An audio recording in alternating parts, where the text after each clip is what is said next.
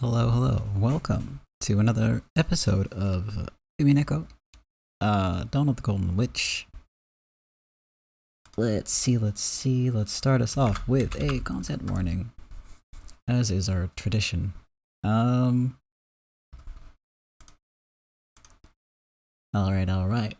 Content warning for Erica, because she's a great character but a terrible person. She's gonna do some awful things, and has been doing some awful things. Character deaths, detailed descriptions of gore and body horror, child abuse, discussion and mentions of suicide and misogyny. And as a reminder, these are all relevant for this particular arc of the story. I will be updating the warnings as we go to, keep things up to date and stuff. Alright, I'm going to go start up the game now.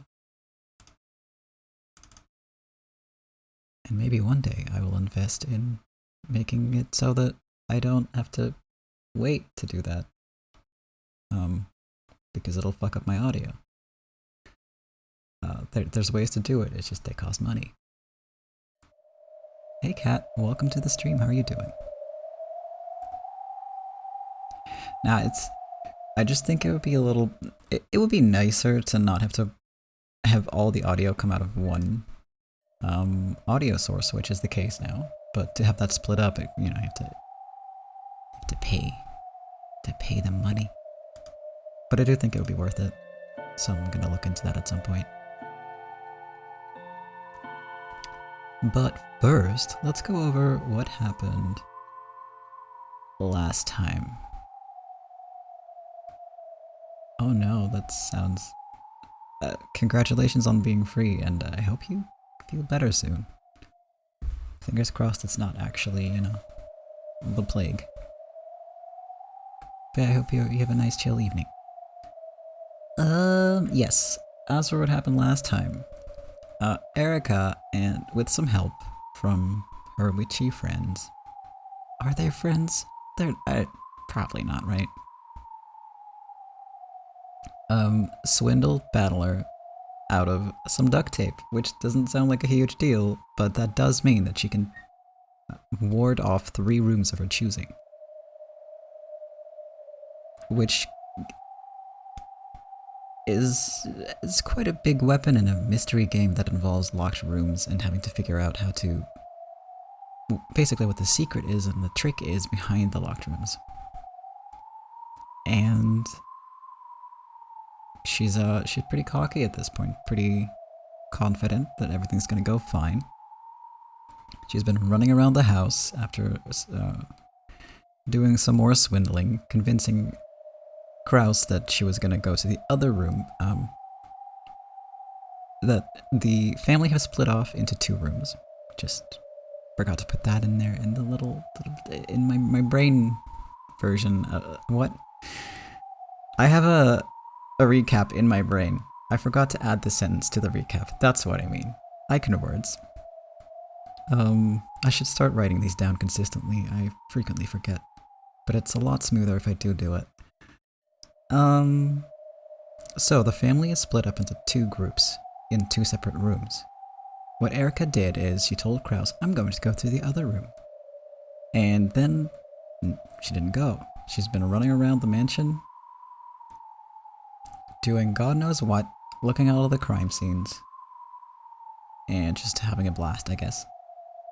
Meanwhile, everybody else is, cowering in a room, worried that they're going to be murdered next, but that's just what Erica does. That's just how she rolls. The love trial has also been progressing. They've been discussing how to set up a duel of sorts, but between 3 people, and how to make that fair. And frankly, I don't remember if they actually worked that out or not, but I guess we'll find out together. And this is our last save slot for 5 and 6 so far. We're gonna have to start over and overwrite the initial saves.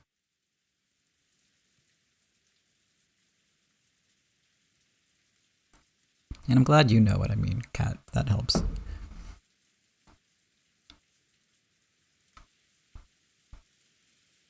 At least someone understands. To be fair, I didn't understand my own sentence because it was gibberish. But yeah, you understand. That's really impressive, actually. Alright, I'm going to go drink some tea to warm up the vocal cords, you know?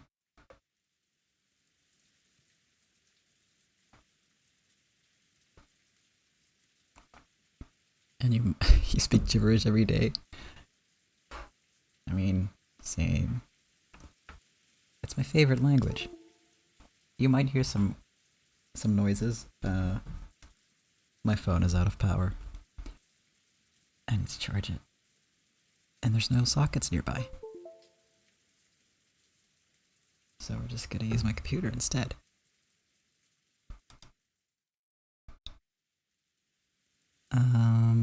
Yes, I think I'm good to go now. Now that I believe.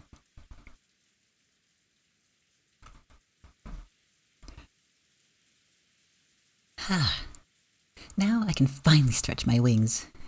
First off, let's take a midnight stroll to the mansion. Oh, I got a little ahead of myself. She hasn't been running around the mansion yet, but she is going to. That was the setup. Oh well.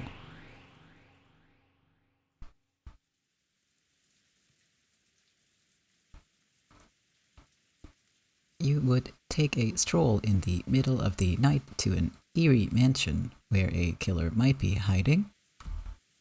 You must be very eccentric. By no means. I had to wait a long time to be free like this. I feel like it's free time after a swimming lesson.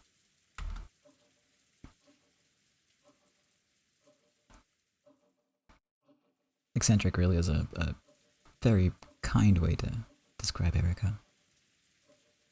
Now that Burncastle was nowhere in sight, Erica was regaining her high spirits. She wasn't exaggerating when she said she could spread her wings. Delano knew that she was taking her own destruction. She was staking her own destruction on this game, and she was not in a favorable position by any means. Delano could do nothing but assist Erica so that she could fight to the best of her abilities.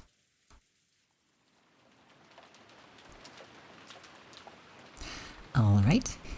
The locks on the first floor of the guest house are perfect. The entrance is sealed up with a chain lock. Before leaving the guest house, Erica did a check of the first floor, making sure that nothing was out of place. Then she found a flashlight and umbrella in the servant room next to the entrance. Then let us go. Yes. We at least have to check the cause of death for all 6. She unset the chain, unlocked the door, and opened it.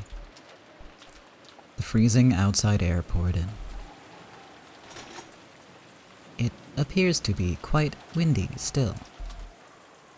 Well, this body is just a cage of flesh to me. I don't care if it gets wet or cold. Let's go. When Erica dropped her gaze to open her umbrella, she noticed something lying at her feet.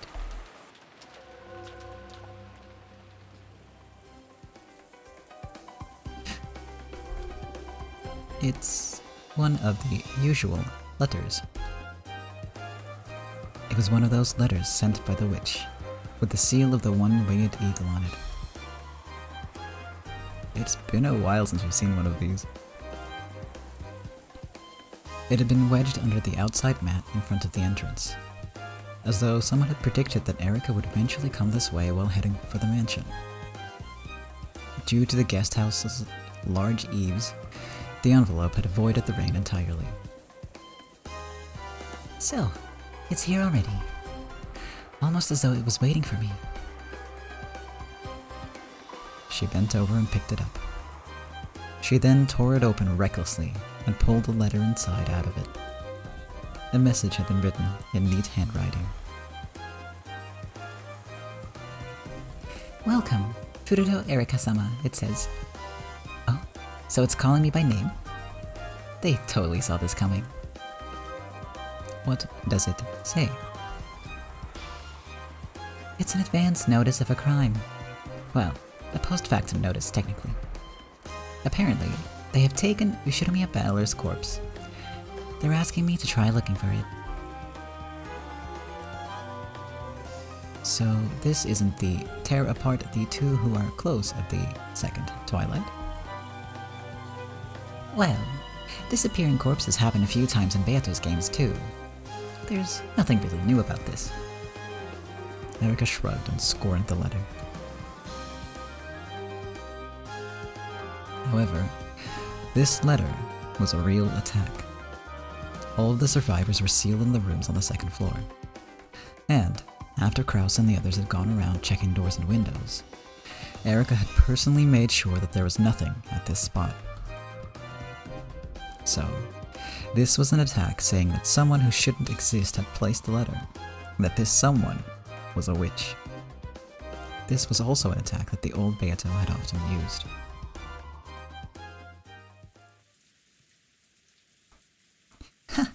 Sheesh. If the way you show it is the same, please tell me that the actual trick isn't the same too. Delanor, please call Battler here. Understood. Lord Battler, we wish to take our turn.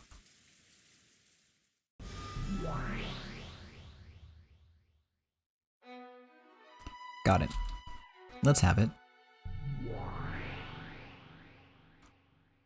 I'm ever so sorry. I actually don't have a new move to announce. The truth is, this is an apology. There's something I need to apologize for. Apologize? Battler and Beato's eyes went wide. However, though Erika said she wanted to apologize, she had a confident look on her face, as though even that apology would be a new move. So, Battler glared at her dubiously, without letting his guard down. It's about those retroactive seals. I had actually already sealed one place. I apologize for taking so long to report this to you. You already sealed something?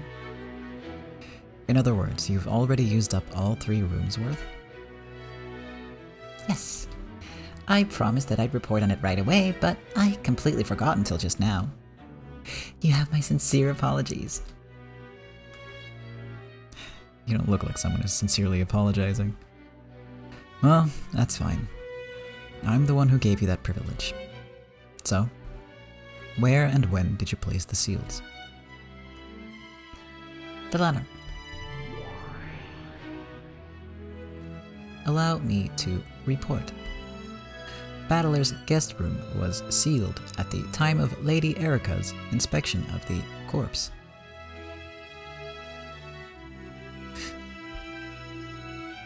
Beato tried not to let it show on her face, but Erika didn't miss her eyebrows twitching slightly and her gaze flicking over to Battler. Normally, I would have liked to seal all 5 of the locked rooms, but I didn't have enough duct tape. Out of respect for the Game Master, I sealed only the room with Battler-san's corpse. So, you were kind enough to close the lid on my coffin. I remembered a short while ago, and I was planning to tell you when we reached the mansion and investigated the guest room with your corpse in it. However, when this letter appeared, I figured I should report it right away. Why did you think that? Well, after all, Battler-san has been playing this game not knowing that his corpse was sealed in the guest room. Because of that, I thought, possibly, that it might change things regarding the appearance of this letter.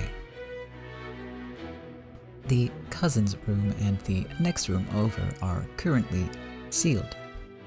Sorry for the late report, but the guest room with your corpse in it is also sealed. And there are 17 people on the island, excluding Lady Erika. The existence of an 18th person has already been denied in a previous game. So, when I thought about the person who could have placed the letter and erased your corpse, I thought that maybe, just maybe, things might be different. Erica laughed nastily while staring into Balor's eyes to see if he was panicked or disturbed.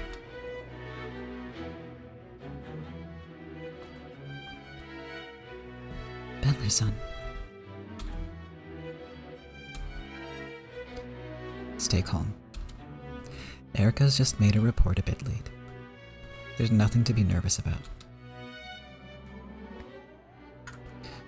Erica had suspected it since the beginning. It was possible that Balor actually hadn't been killed and was still alive. And, if he was alive, then the letter that had suddenly appeared was easy to explain, even though all of the survivors were sealed up. Judging by Beato's faint agitation, maybe Erica's guess had been right on the mark. Balor had played dead and somehow misled Erica's examination. And then, when everyone had holed up in the guest house, he had snuck out of the guest room. He had placed the letter about the disappearance of his own corpse at the entrance to the guest house, and then he had gone into hiding.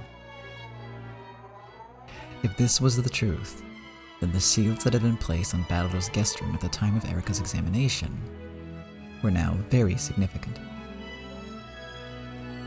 In short, if he had used this trick, then Balor would have broken the seals when he left his guest room. The trick would not be workable without breaking the seals. Since the survivors were all sealed in the guest house, breaking the seal in the guest room would mean acknowledging that at least one of the victims was actually alive. If Balor had known about the seals earlier, it was likely that he would have advanced the game in a very different way to avoid this. In other words, it was very likely that an announcement about the seals would have had a large effect on the rest of Balor's game. Erica was saying, if Balor, playing the part of a corpse, had remained inside the guest room to avoid breaking the seals, then perhaps the plot would not have included this letter. If the truth was that Balor was actually alive and had placed the letter there, then, now that Erica's seals had come into play, there was a chance that he would find a contradiction in his trick somewhere down the line. That sort of contradiction is called a logic error.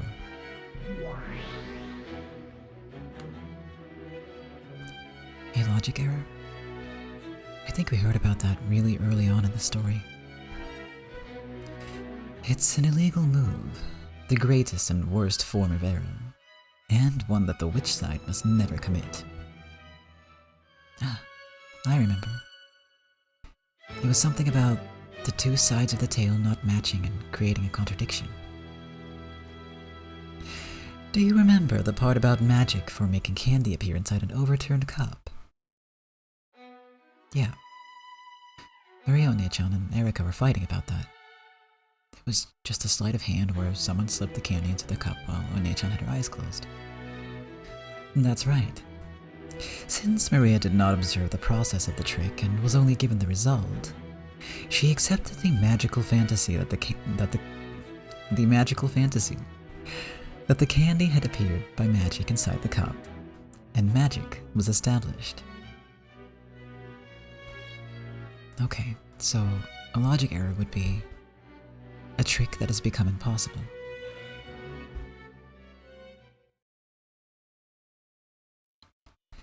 Thinking back, the time when Erica and Maria fought fiercely about this magic with the red and blue truth was really the opening battle of this tale.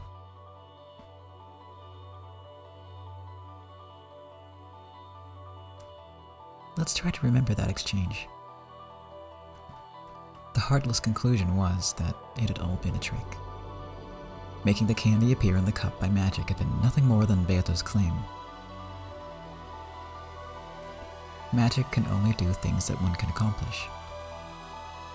In other words, the only results that magic can leave behind are those that can be accomplished without magic. Allow me to say it straight out. There are two general types of magic.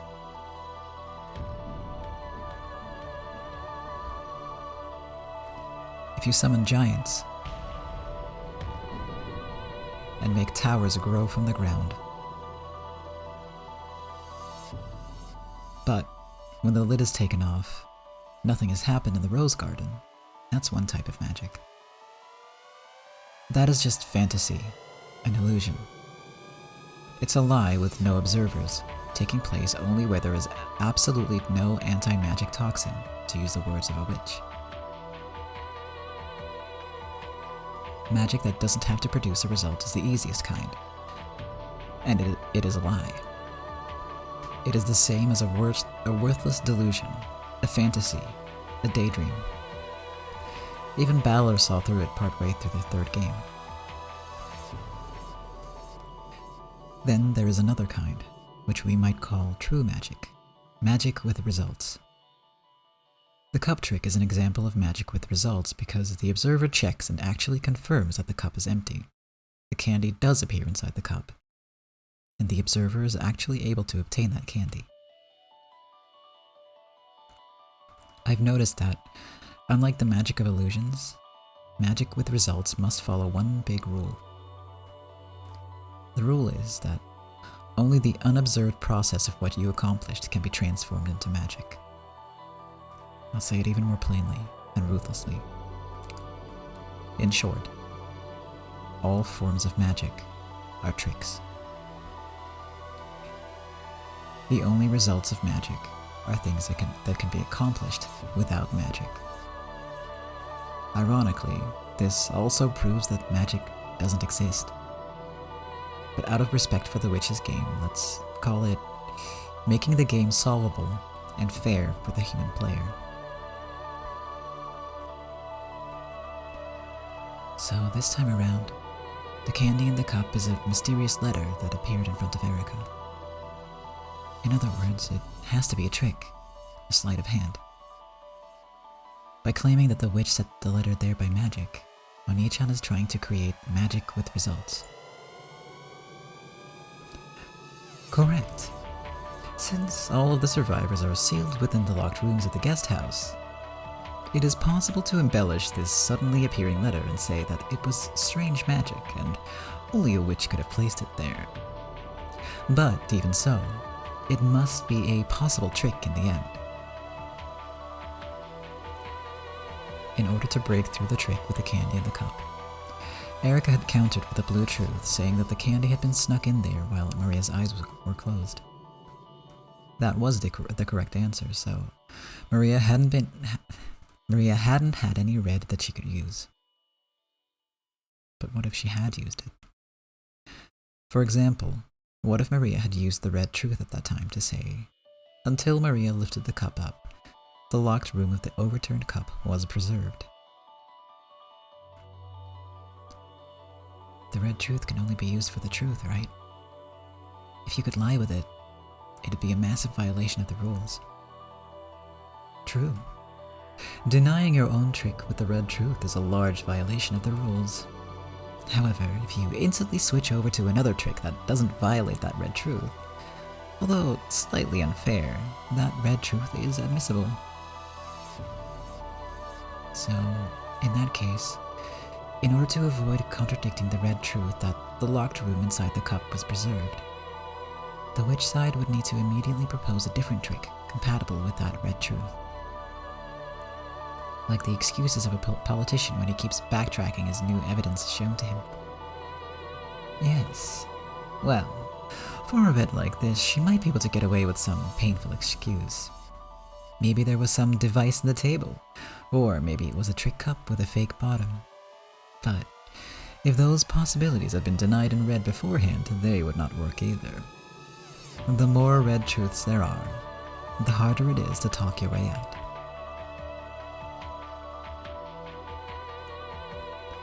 In actuality, the candy had been put in the cup while Maria's eyes were closed. However, if, when Erica saw through that, Maria had used the red truth to say that the locked room of the cup had been preserved, the witch would have to rush and revise the scenario to a new trick that still worked logically after that new red. Revising the scenario is an unfair move that would never be allowed in mysteries.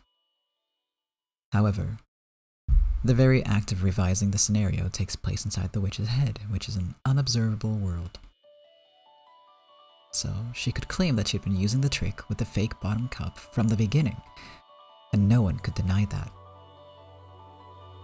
So even if it really was a trick done while One-chan's eyes were closed, as long as the witch leaves herself a way out, she can even switch between truths, meaning tricks.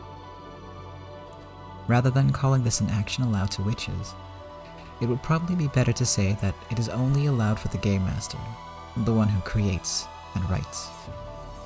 But even still, the new trick must not contradict any of the previously stated red truths.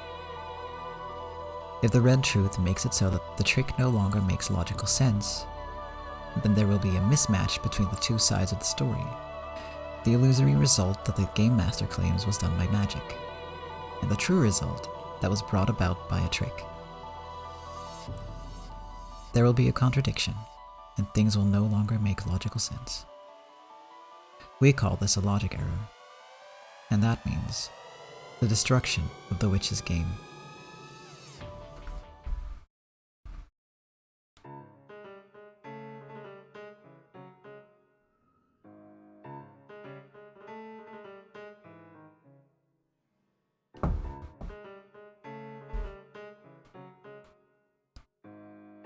This world is a game that is possible to explain with humans. In other words, it must be possible for all the magic to have been done by tricks instead. If it's impossible to do with tricks, then the human side has no move and we get a stalemate. No, that's wrong. That is precisely the fatal and worst possible illegal move known as a logic error. If the witch side commits such an error, the game is instantly destroyed and they suffer a fatal defeat. Erika's probably seen through to Oni-chan's trick. Without the detective's authority, Erika can't perform a proper examination of the corpses. Because of that, he continued to play dead, snuck out of the guest room, and placed the letter at the entrance to the guest house. However, because Battler was so overly gracious in giving out those retroactive seals, things went wrong.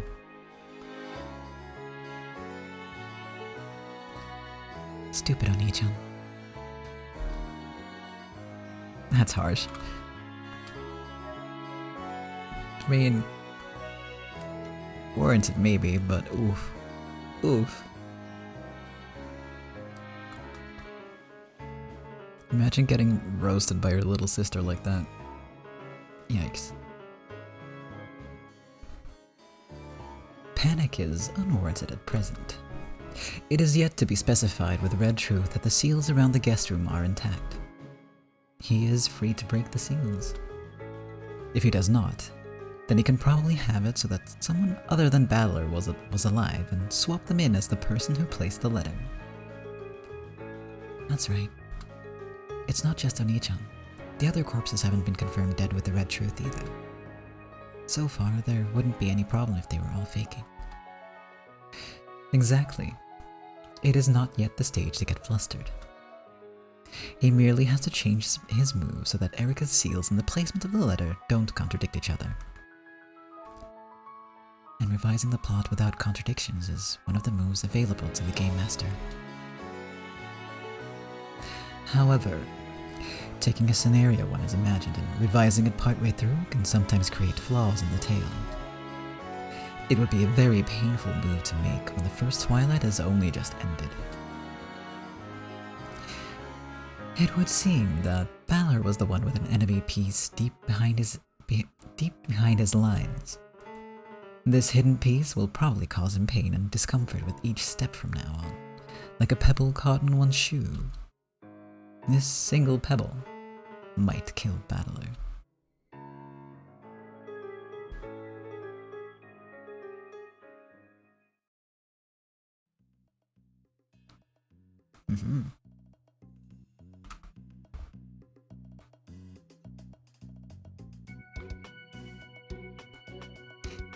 This still isn't quite a logic error, and we are at fault for the delay in reporting that we had sealed the room retroactively.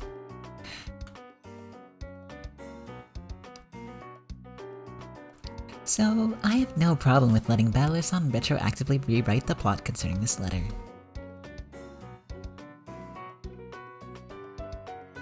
Retroactively rewrite the plot? I see. If I placed the letter there, then that would be impossible as soon as I was sealed in that locked room. In which case, this letter shouldn't have appeared there. Correct. So, I thought you should have the chance to revise that small contradiction. We have discovered this letter here. We are saying that we do not mind if you want to undo that, or if you want to use a revised scenario. All it takes is the presence of a letter and some duct tape, and a move like this becomes trivial for Furudo Erika. Your thoughts, ladies and gentlemen? Thank you for the save reminder, babe. Also, hi, I hope you're doing good. Welcome to the stream. There we go. I will also drink some tea, not water, because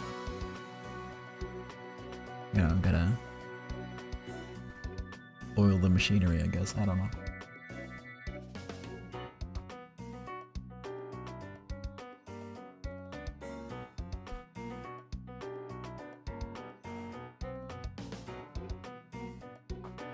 Okay, I'm just gonna finish the whole fucking mug because I'm thirsty apparently.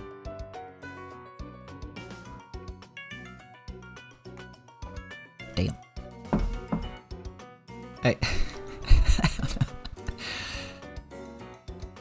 I mean, my vocal cords aren't machinery either. It was a metaphor, or like, you know what I meant.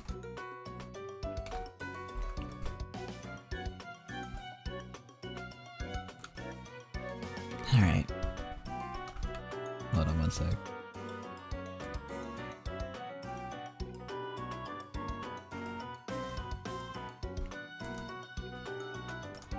Yeah, don't worry, I know. Alright. Damn, what a dirty move. Well, what else should I expect from Erika? And I also made a promise with Leno to play an all-out, merciless game. Yeah, it's true. I had been planning to make Balor actually be alive, and then to have him slip out of the guest room, resulting in his disappearance and the placement of the letter. However, if I revise the scenario now that my move's been spotted, it'll be the same as admitting that it was spotted. Even if I have to be stubborn about it, I don't want to admit that I was seen through here. I don't want to acknowledge a pathetic plot change where I tried to sneak out of the guest room and end up breaking the seal. I want to change over to a different trick, so that the letter will be placed and my corpse will be hidden, while still preserving the seals in the guest room. It doesn't really have to be me who places that letter. I can still revise the logic without contradictions.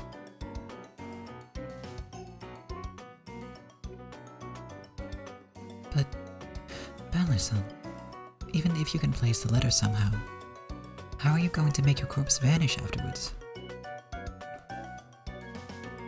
The guest room is sealed. If you don't find a trick to erase the corpse from the locked room right now, a logic error will occur. I still have time. Let me think until the last second. Damn it. With a painful laugh, Balor unconsciously scratched at his head. Anyway, we'll leave the letter like this. I can't say, oh, sorry about that. Having the guest room sealed makes a big contradiction, so I'd like to revise my move. It would be an admission that she caught me. I feel like a ninja hiding above the ceiling. One sec.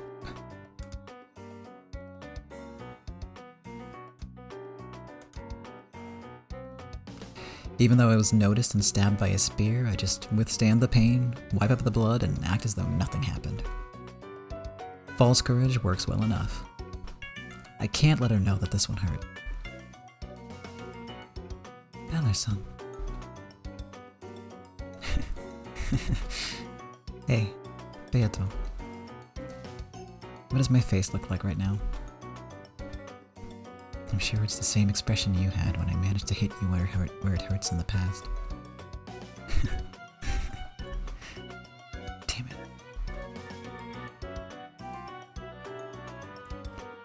Beato couldn't think of anything to say. Useless words of comfort would only get in the way of Battler's thinking now. What would the old you do? The old you who created all of the locked rooms that tormented me so much in the past. What kind of trick would she use to erase my corpse from a locked room?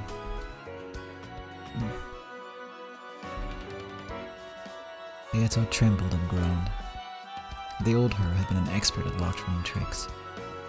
If only that memory, that power, could revive, she would be able to help Battler. There's still time to think. There's still time. Nice going, Erica. That was a dirty move. Sure was.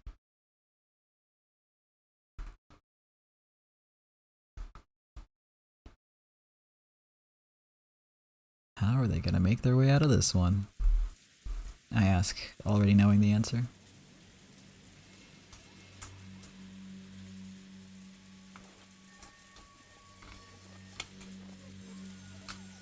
The entrance to the mansion was locked, but Erica had a master key, so she opened it without any trouble. She had gotten Kraus and the others to take the master keys from the servants, and at that time, she had used a little sleight of hand to pilfer one of them.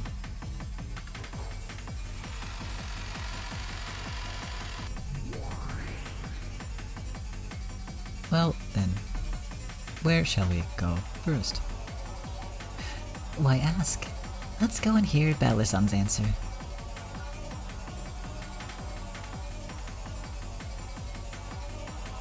Grinning, Erica cut across the entrance hall, passed by the dining hall, and headed deeper and deeper into the mansion.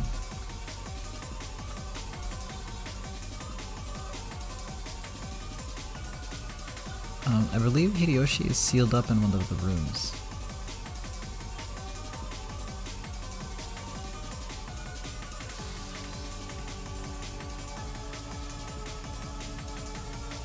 Yeah.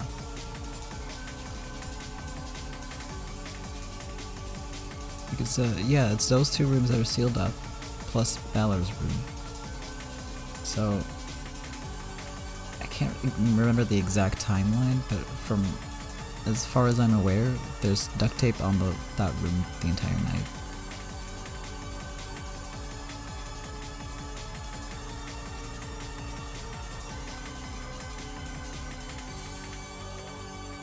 I mean, it's possible that it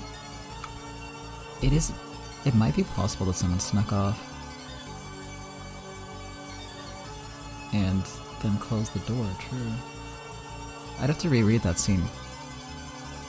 I can't remember the exact details, sadly. But hey, that's a theory. She headed for the guest room Balor had lain dead in.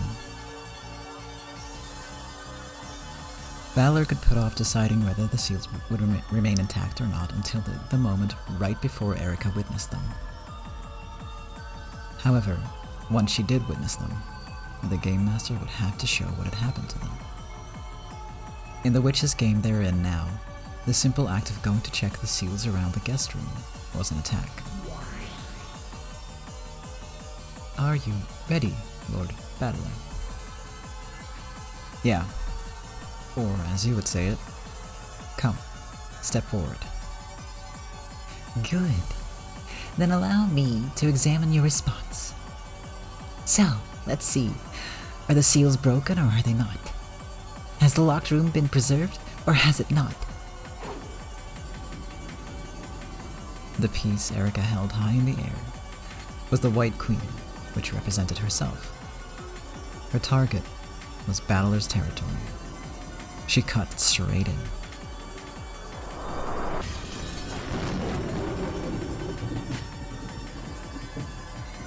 Erica dashed down the hallway with a sickening smile and clung to the guest room door like a spider.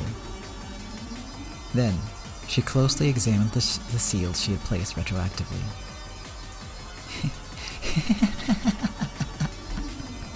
Are you sure? Are you sure, Valor-san? Is this alright, Valor-san?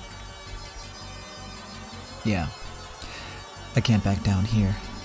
After all, even if I'm sealed in here, there are ways of placing the letter. But Erica is probably about to enter the guest room. And then she will observe your dead body. What are you going to do? If the body is there, then there's no problem.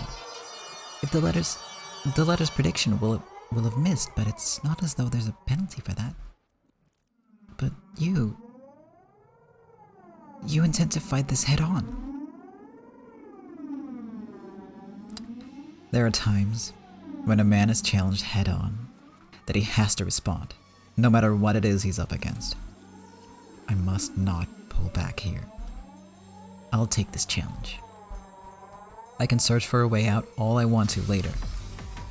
I managed to do that with Kinzo's study last time. It'll be fine. I can do this. I can do it. Do your worst, Erica.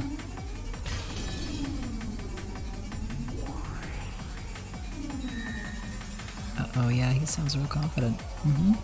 Sounds real confident. We have confirmed that the seals to the guest room are undamaged.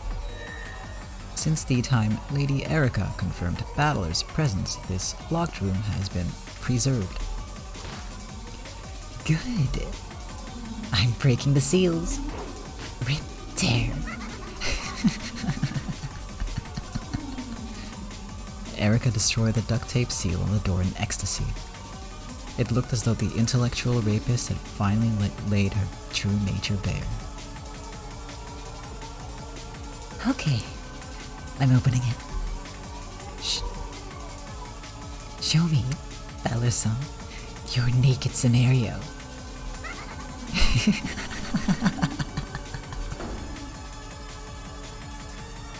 Like a ruffian pushing down a weak girl, Erica mercilessly and greedily threw the door open.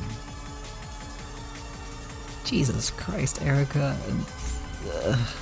This is why she has a content warning. She's a creep. But we love her all the same. Or I do at least. Yeah, but I feel like she would only rip other people's Amazon packages up with this kind of, fervor. Like if it's her own, she knows what's in them, so it's not interesting. But if it's your packages, yes. That's just the kind of person she is. Then, finally, the inside of Balor's guest room was observed by Erica. Balor had to show it. Was there a corpse, or wasn't there? Come on, Valor. Ah! Here's my response! Balor grabbed a black piece from the board and raised it high. That piece. Beato had no memories of the time she had been an expert at this game. And yet, for some reason, she realized that this was a move from which there would be no coming back. Once a piece was moved, it couldn't be taken back. Even the narration's yelling. Amazing. Keep in mind that all this drama is about opening a door and looking into it.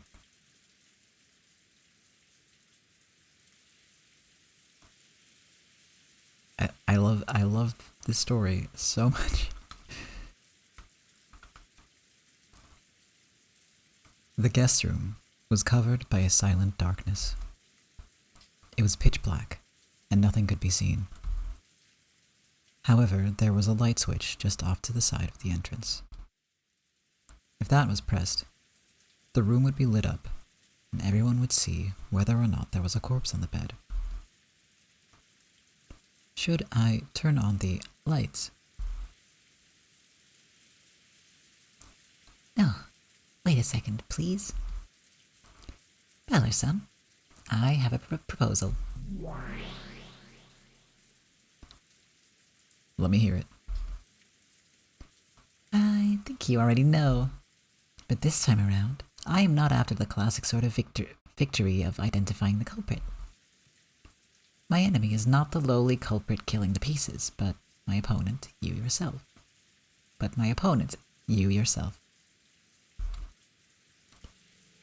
I know. So, you're after a logic error. Seriously regretting it now. You were acting so miserable that I fell for it completely, and I gave you a ridiculous privilege. It was your arrogance. It will cost you dearly. Damn it. So, what is your proposal? With a firm voice, Beato urged her to continue. Until just a second ago, she had remained behind Balor's back, a bit flustered. However, she was steady now. She saw that Balor had let his emotions take control and had been lured into making a bad move, and realized that it was time for her to stay cool and support him. Erika's proposal couldn't be anything good. And on top of that, Erika was sly. She probably wouldn't make a proposal that would be easily rejected. In a moment, I will turn on the light. The top of the bed will be lit up, and it will be decided whether or not Balor-san has disappeared, as the letter predicted. If he's there, great. There's nothing strange at all. The letter's prediction would just be wrong. Of course, the argument would probably switch over to then who put the letter there, but for the time being, the location of the fight would move outside this locked room. And if he's missing?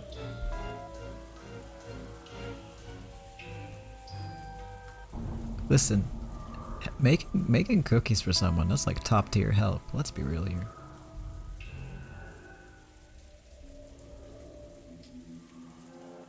Beato already knew. She knew the move that Balor had made a second ago. Balor had already disappeared from this room. Therefore, they would need to prepare a different disappearing trick. One other than he was actually alive and left through the door. The situation is simple. First, this room is a locked room. Also, Balor's life or death status has not been confirmed. In other words, it would pose no problem if he was alive.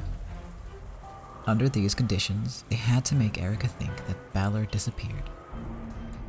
He could escape from the room, or, if that's impossible, he could hide somehow and wait for her to leave, making her think that he disappeared.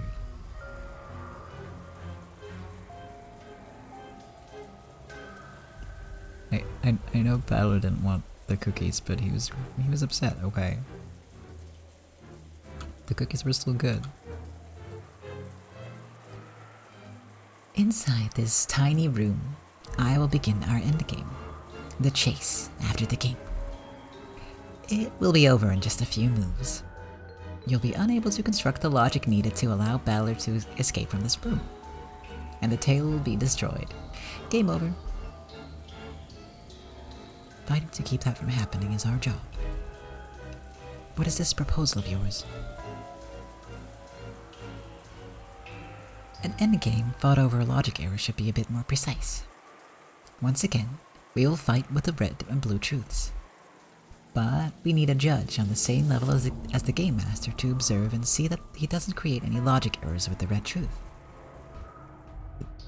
That seems reasonable. There's nothing special about this. Back when the old you was the game master, you were under the observation of your guardian, Lady Lambda Delta. She judged all your red truths to be valid. So you're telling us to show Lambda Delta our cards? I've been looking at them since the beginning. It's okay, don't worry. I'm impartial in my judgments. Can you say that with the red truth? Yep. I swear that I am impartial in my judgments. I was very impartial in the last game, wasn't I?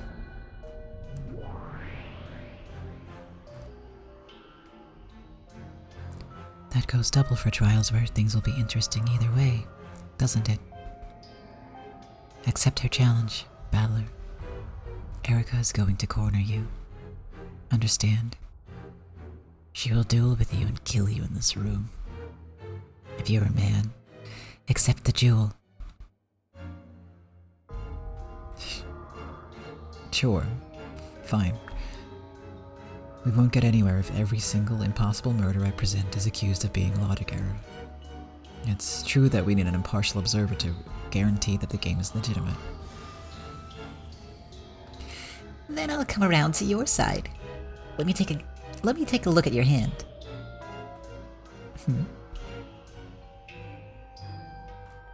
Lambda Delta understood what Balor had up his sleeve. It's rude to use her nickname when her full name is in there. And she confirmed that Erica's first move had indeed gone straight through his heart. Just as Erica had guessed, Balor was alive, and after Erica had examined his corpse, he had slipped out of the room, placed the letter by the guest house, and hid himself somewhere. Once the duct tape seals were retroactively placed in the guest room, he suddenly became required to show that they had been torn. However, if he had done that, it would have been the same as admitting that he had been seen through and that he had lost. Unwilling to admit that, Balor had claimed that the seals had been preserved, with false courage, and was now rushing to revise his logic. True, he could still escape for a few more moves. However, Erica was planning to corner and kill him here. Balor, you're fighting with some pretty incredible cards here. Cards? Does this game of chess look like a card game to you? To me, it's always looked like you were playing a game of poker. So, by moving to this side and looking at the cards you hold, I understand everything. This is an awful hand. It's basically the lowest ranking hand there is. And Erica knows that's exactly what you have. What would you do? I'm the judge. I can't give you advice, but let me tell you my impressions. No, that's okay. This hand gives me the tingles. You're intending to use this nothing hand and a big wager to bluff Erica into folding, aren't you? She's not going to fold, you know. If anyone should be surrendering their chips and folding now, it's you. Thanks for the advice. Balor-san. I agree with her. Let's back down from the fight in this room. We don't have any winning cards. Are you hoping for a card change to turn this hand into something half decent? But you're playing chess, aren't you? In the world of chess, if you're relying on luck, you die. By hoping for a card change, she meant relying on luck and hoping that, even though he couldn't think of anything now, he might later be able to think of a good plan for how to make this locked room trick hold up. Battler, if you start this battle without a trick up your sleeve, you're marching to your death. If you ever plan to back down, it has to be now. When Erica presses the light switch, you just have to be lying on the bed. That's all there is to it. Lambda, I don't know what you're talking about, but you're chatting too much. A judge needs to be impartial. True. Then, good luck, battler. I'm hoping for a precise, chess-like battle. You aren't playing poker, remember? Are you ready, Battler-san? Yeah, I am. Turn the lights on whenever you want. For the rest of the fight in this room, the progression of time will be stopped. This way, all the moves for both players will be made at the same time, and the first move made will be treated no differently than the last move. It might be difficult to understand what I mean, but this is a rule to protect the logic, and it will protect you as well. From here on out, you will be rebuilding the trick in this room using all the twisted logic you want. And that means it's possible that you might think of a good idea partway through the fight. Normally, it's unfair to revise your plot halfway through. In order for that to be acceptable, you need a world where logic thought up after the fact does not come too late. A world stopped in time, where everything happens at once. Of course, Erika can take advantage of this rule as well. If you revise your trick to be a new one, she can deal with that in a different way. This is pretty complicated. It's simple. It's like a corrupt politician's war of twisted logic. You lie, shamelessly. When evidence is shown revealing your lie, you retract it. Say that you just remembered wrong and then change to a new lie that doesn't have any contradictions. The fight goes between a lie, then evidence exposing it, then another lie. Like a fight between two snakes spinning around trying to eat each other's tails. Good. Just think of it as a world in which you're allowed to use twisted logic based off of your opponent's moves as often as you want. I used that myself when sealing this room. So, I thought it was only fair to let you do the same. You have no shame, do you? Nope, she doesn't. She really doesn't. Okay, then, both players, begin. Erika goes first, right? No, maybe we start by checking the bed. See what Balor's staking on this. Yeah. Let's start by checking the bed for Balor. Erika, begin. Leave it to me, my master. Light on.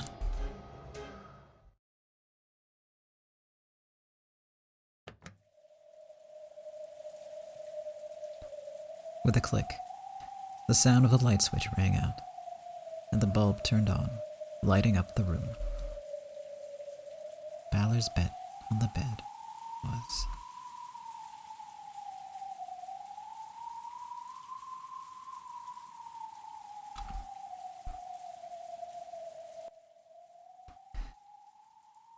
What a weird line.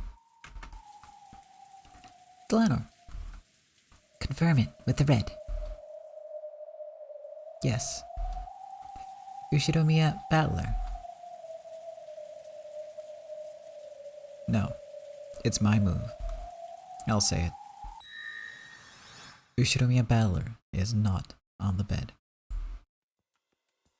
Good. You did well not to run away from the fight. I'm impressed. It's a high-stakes battle, so it'll cost you a lot if you're the one who loses. I hope you're ready. No one would raise the stakes unless they felt confident in their advantage. Planner, keep a record. As you wish. At Lanor's nod, Cornelia, who was hanging back, started taking a record. She wrote down that Balor's corpse, which should have been on the bed, was not, and also that Balor hadn't backed down from this locked room game.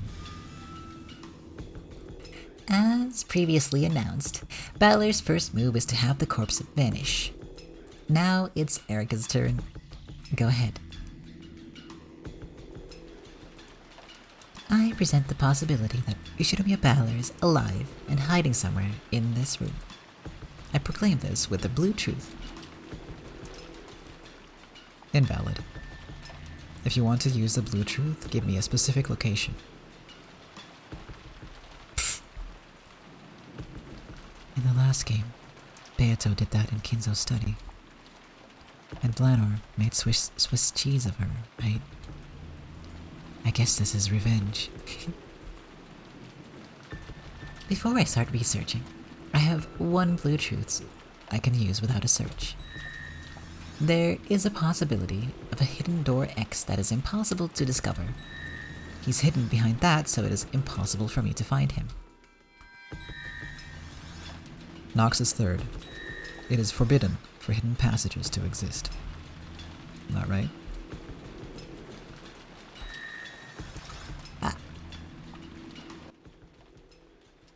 No hidden places that are impossible for Erika-san to find exist inside the guest room. That is a first game Balor move for sure. There's a lot of parallels in the specific arc between the first 2-3 games and this one, where Erika kind of takes over the role of battler, except she's a big gremlin about it. Nox's third. Valid. Good. Then let's get started with the search. Erika slowly began to walk around the room. Until the endgame had started, Erika had been energetic, jumping about impatiently like a hungry dog. However, now that it had actually begun, this was a stifling battle of wits, where each breath made her tense. Even the quiet sound of the rain was distracting. Now that I've searched the room, I requested a description of its layout. The guest room is divided into 2 rooms, the bedroom and the bathroom. Currently, you have searched the entire bedroom section. There is only one exception. I'll leave that one place be for the time being. So, were there any irregularities discovered in the bedroom? There were none. Except for one location, there is no one to be seen in the bedroom. What's this except for one location business? Stop being annoying and make it public. There's a reason a face-down card remains face down. I'll turn it over if it's needed, so look forward to it. After thoroughly checking the bedroom, Erika headed for the bathroom door. Since he wasn't in the bedroom, it was natural to think that he was in the bathroom. And since the guest room was made up of 2 rooms, if Balor wasn't in the bathroom either, it would mean that he had managed to vanish from the locked room. Except for that single location which Erika had intentionally left unchecked. I'm checking the bathroom. Lady Erika, the sound of water can be heard from inside. Also, there is a faint heat. Oh? Don't tell me he's taking a shower. Is it locked or anything? No, it isn't locked. Go ahead and open it. If you'll excuse me. Slowly, Erika put her hand on the doorknob on the bathroom door. She tried to push it open, but felt a strange resistance. Of course, it wasn't the resistance of the lock. It felt as though it had an unnatural load on it. Out from the slightly open crack poured the hot air from the shower. However, it was unlocked, so there probably wasn't anyone taking a shower. After letting a dumbfounded expression rise to her face, Erica slammed into the door with her whole body, knocking it open. Here? Here. What? As soon as she opened the door, a tempest of hot air and water blasted her. Erica was thrown for a loop, unable to understand what had happened. After falling backwards on her butt, she realized that boiling hot shower water was spewing out at her, and hard. What is this? What a screwed up prank. Cursing, Erica wrapped the blanket from the bed around herself and tried to enter the bathroom once more. This time, she was able to figure out what was going on. It was an elaborate prank. A wire fixed the shower nozzle in place so that it pointed at the entrance. The pressure and heat were turned up to the max, so that anyone who went through the door would be met with a wave of hot water. She tried to make the nozzle point in another direction, but not only was it fixed in place by the wire, it was also fixed in a place high enough that Erica couldn't reach it with her height.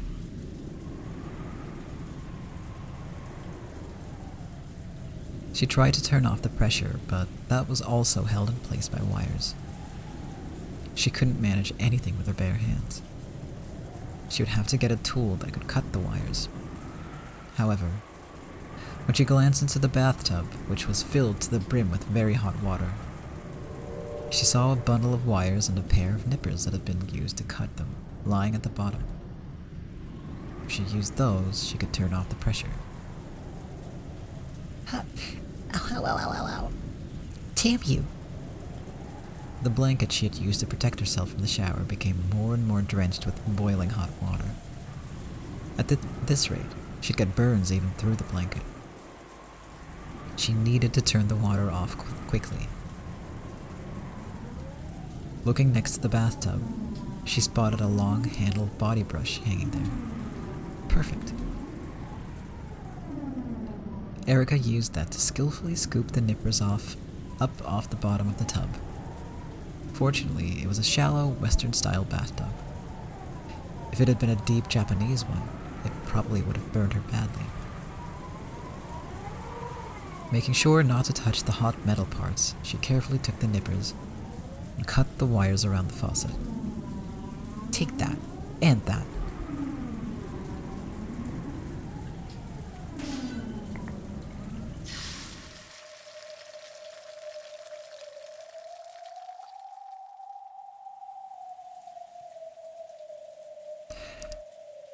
It is a little bit similar to the boiler room, except here the tools are present, but like almost in a taunting way, like, hey, if you want these, you're gonna have to hurt yourself, kinda, you know?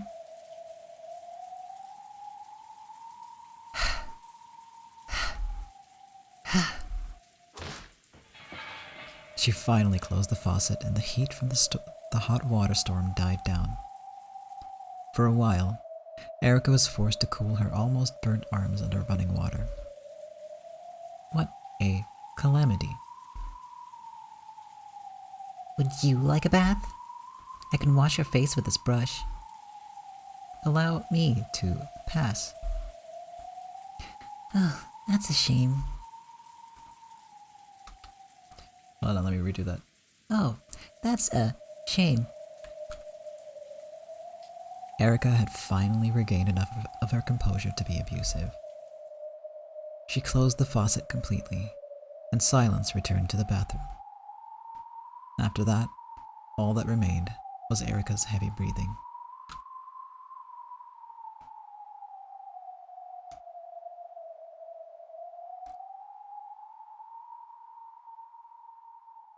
She turned on the fan to get rid of the hot steam.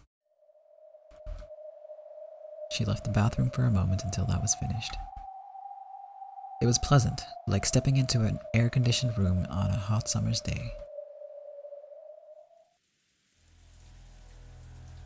Now that was a ridiculous trap. However, that wasn't there at the time I examined Balor's corpse. Therefore, The appearance of this trap proves that Ushiromi Battler was alive. Oh, I never thought he was dead anyway. He merely decided to openly reveal a card that had already been exposed. Let's check inside of the bathroom. Was Battler seen? No. No one was seen in the bathroom. Good. With this, we have confirmed that except for one location, Battler does not exist in any place inside this guest room. Give that a rest. Just where is this one exception?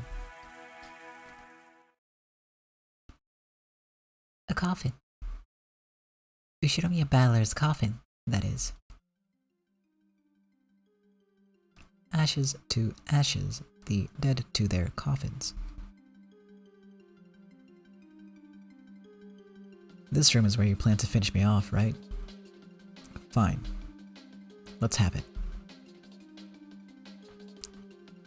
The previous period of silence, complete except for the rain, was suddenly replaced by the overpowering smell of a burning fuse.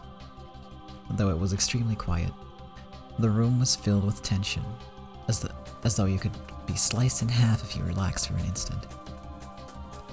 A cloud of gold butterflies gathered on the room's round table and turned into a witch's chessboard. It was finally time for the siege.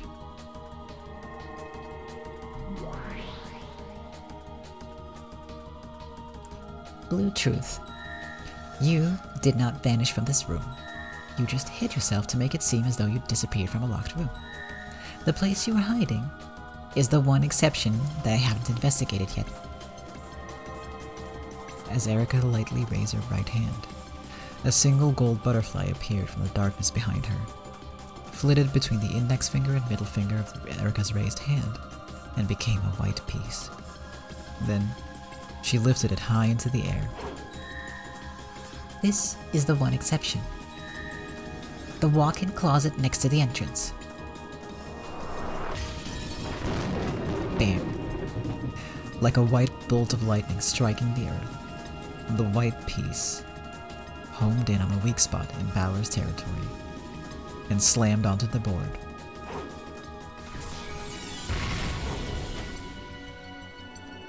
Yes, it is here.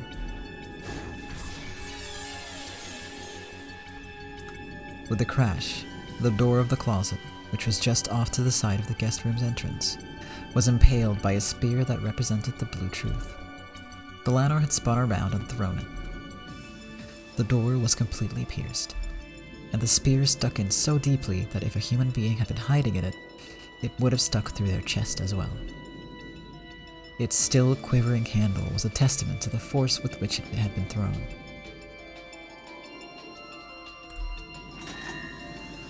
There are no places in which to hide other than this. You are currently hiding in here. What do you say, Battler-san? Have you been struck through the heart in a single blow? For a literal smothered mate?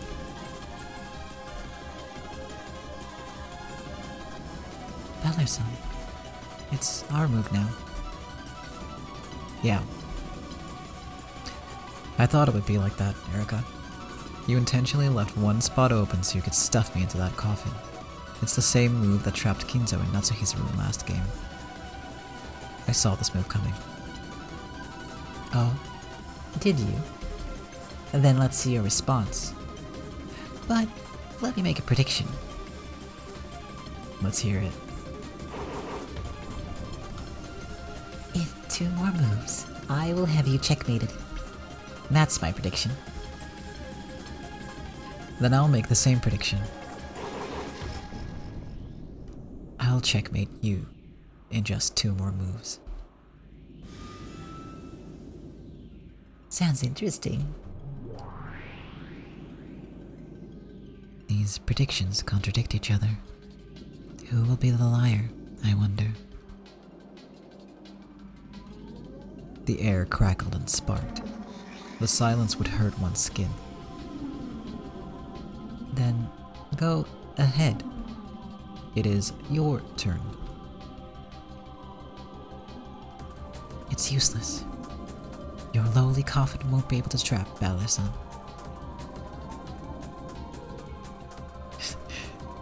She said his words. Aww. Here's my response.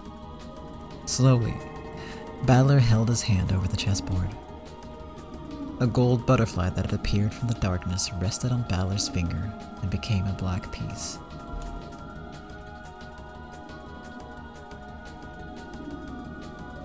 That black piece was the king, which represented Balor himself. You assert that Balor is hiding in the closet, and this is my response. Take this.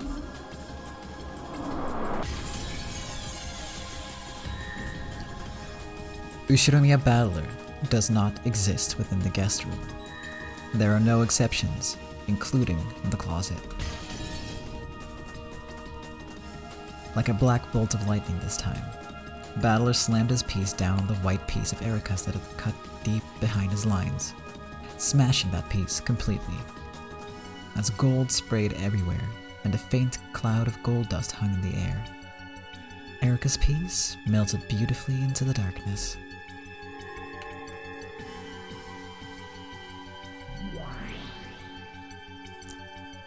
I see. So he hid in the closet at first, and then slipped out of the room while Erika was occupied by the shower. It's the same technique he used to let Kinzo escape from the study in the last game. Distract the observation of the observer and disappear into the darkness.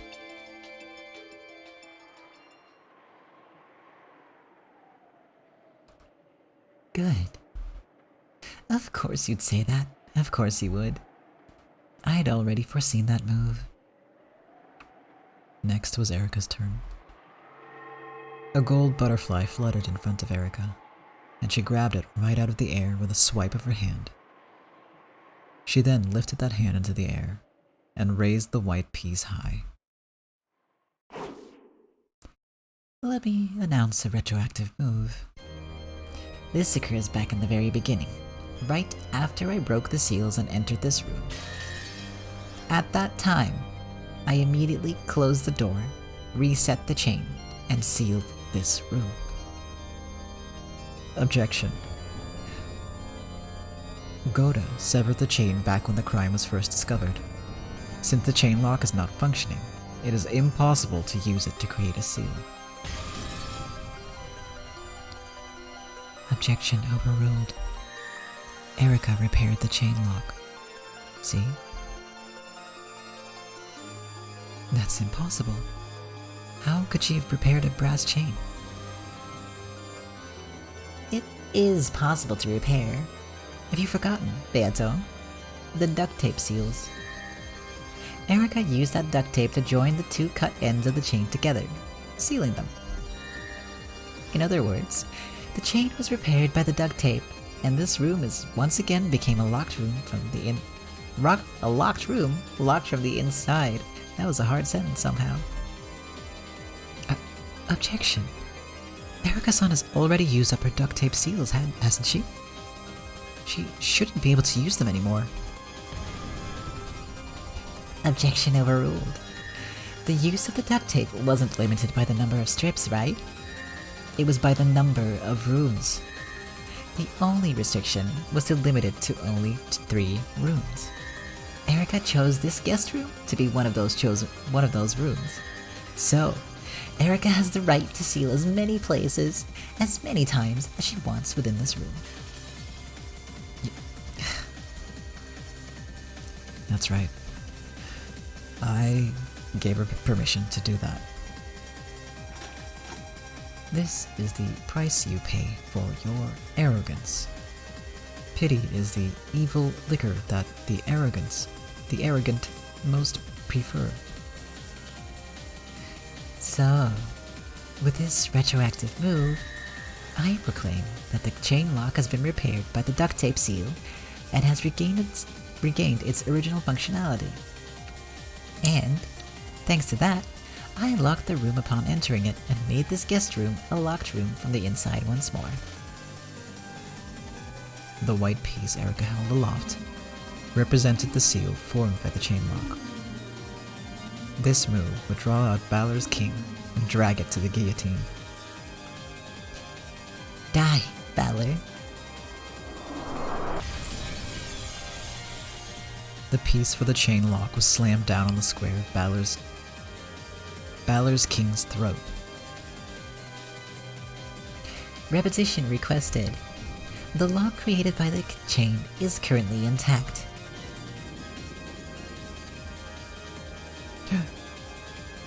He looks so shocked. Balor's face contorted. Beato is watching from behind, and grimaced even more. This move was very painful. If his logic was that he had hidden in the closet until Erica passed by, and then used the uproar in the bathroom to escape, then the chain lock must have been unset. In other words, he couldn't respond to this repetition request. And if he didn't respond, Erica's very next move would be to use the blue truth. She would say, "You hid in the closet, then use the disturbance of the bathroom to escape. Since you then couldn't set the chain lock from the outside, you left it undone." And she would be right. That would be checkmate. As Erica had predicted, she would strike the finishing blow on the second move. And on top of that, she would probably use the disappearing battler to fully explain almost all of the tricks behind the crimes that were to follow. Losing the battle over this locked room would steal a major deciding piece from Battler. But what if he was able to respond to the repetition request? What if he could say the locks created by the chain is still intact? That would be fatal to Erica. It had already been shown with the red truth that this guest room could only be made into a locked room from the inside. So this hopeless locked room would instead become Erica's coffin. With a riddle this tough, Erica would probably be forever unable to solve the mystery of Balor's disappearance. And even a single unsolved riddle would mean victory for the witch side. Battler wanted to respond to this repetition request if at all possible. However, if he answered by saying that the chain was still set, he would have to abandon the logic saying that he had escaped while Erica wasn't looking. Because after his escape, he wouldn't be able to set the chain lock again. The new riddle would put Erica in a much more difficult situation, but it would require him to construct a different escape method. Even a move such as him leaving the closet during the chaos in the bathroom and hiding in another place, say, under the bed, wouldn't work because he had already proclaimed that Battler does not exist within the guest room. If he could construct logic that allowed him to escape from here while leaving the chain lock intact, then Erica would be the one facing a fatal blow. However, if he didn't have that logic, if he failed, it would be a logic error. The worst and most abominable illegal move that would instantly end the game in his defeat. He would have no way to recover. For Battler, deciding how to respond to this repetition request was a very advanced and difficult decision. Either way, Erica would probably corner Battler. In that case, the choice is obvious. Battler-san, there are already many red truths guaranteeing the locked room's status of this guest room. How do you plan on escaping from this? If I could just do something about the chain lock. If I could just do that. If I can somehow deceive the chain lock, I can make Erica have to deal with a terrible locked room. it will probably finish her off. But in order to do that, I need to make a trick for escaping this room, which remained sealed until Erica returned to it, and which was sealed by a chain immediately after Erica entered. And on top of that, I have to make sure that that chain can only be set from the inside, that the chain that can only be set from the inside remains in place. If I do that, if I can figure out a way, then it all ends here. But I still can't think of that trick. Right now, Erica's asking me to repeat whether the chain lock is still set or not. I need to decide whether I'll take that challenge or back down, and I need to do it right now. If I have a certain win trick, then this is where I should fight. But if I don't have that trick, I should just acknowledge that I slipped out of the closet, undid the chain, and escaped back out of the fight. If I say the chain was set without a trick up my sleeve, then it's impossible for me to escape. In other words, it's a logic error. Even if we lose the fight in this room, there will still be chances left to us. We've still only started the second day, haven't we? We have plenty of time to construct another impossible murder. No, that's no good. If I admit that I fled from the room, it's the same as admitting that I'm the culprit. If I back down from the fight in this room, it's the same as accepting my defeat in this game. Balor's point was a valid one.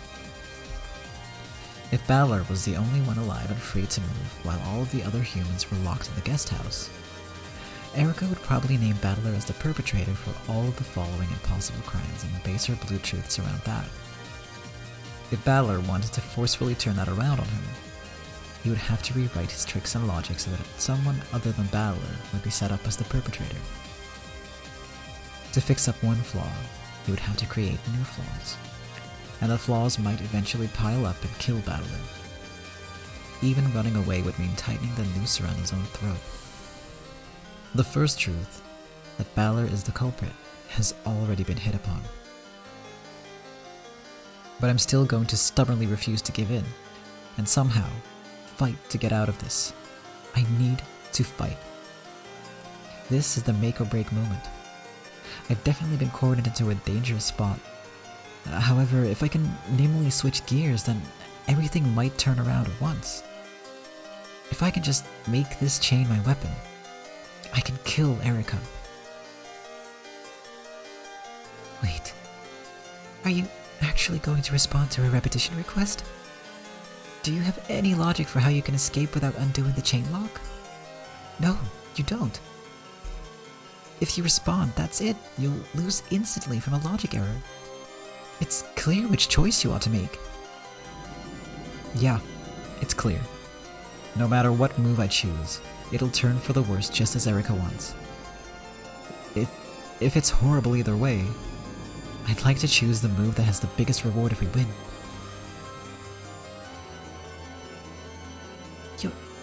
You're going to call, even though you have no logic for escaping and no trump cards? You're planning on accepting her repetition request and taking her on? I might not have so much as a single pair in my hand, but with just one more card, this hand might become a straight, a flush, or even a royal straight flush. If hell waits for me after both options, I'll take the one that'll finish her off if I win.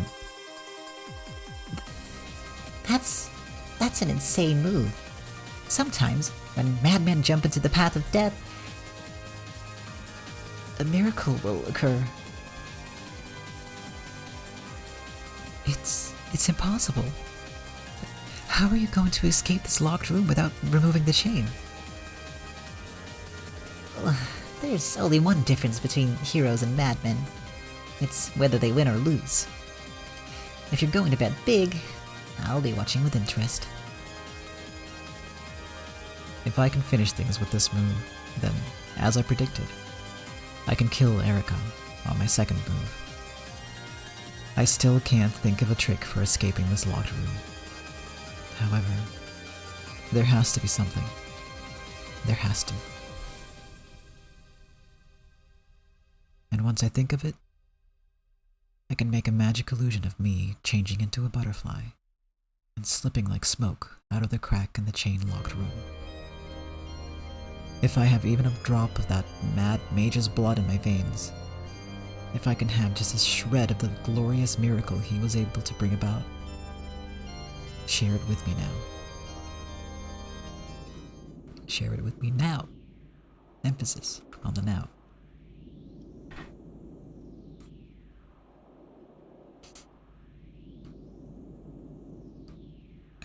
I mean, that's one way to get around a locked door mystery. You just take the door off the hinges.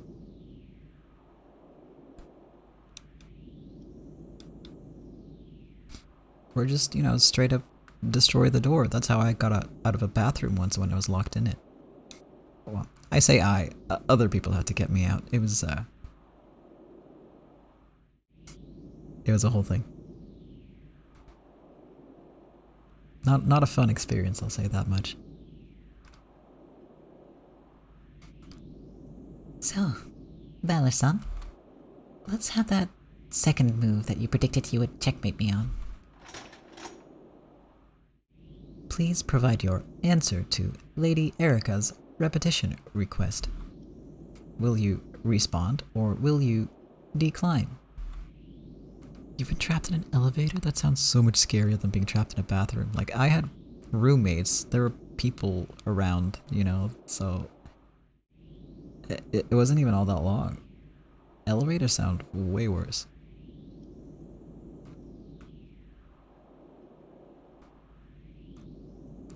Slowly, Balor's hand stretched out to his king piece on the board. He lifted it up and slowly held it aloft, tracing a large circle in the sky. Would Balor respond, or wouldn't he? Would the lock caused by the chain be preserved, or wouldn't it? Would Balor's king crush the piece of the chain lock that stood right in front of it? Or would it slip away like a ghost and escape? This is my response.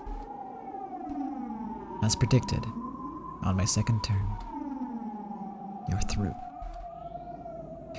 Here it comes, Furudo. Erica. Balor's king became a black lightning bolt and crashed down onto the board. Where had it gone? On top of the piece of the chain lock? Or past that piece? I will respond to the repetition request. The lock caused by the chain is intact. Balor's king had left the chain lock piece in its place and had slipped past it.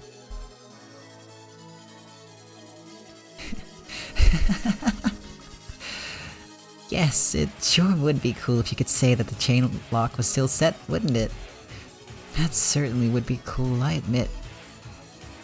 But do you know what they call someone who's so full of himself that he jumps into the path of death just because it's cool? No clue. Ushiromiya Battler. That's what we call him. Fool.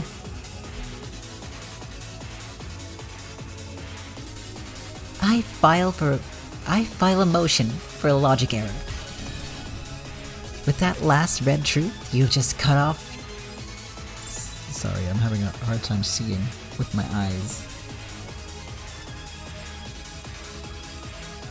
I didn't want to break the tension, but also, I can't read.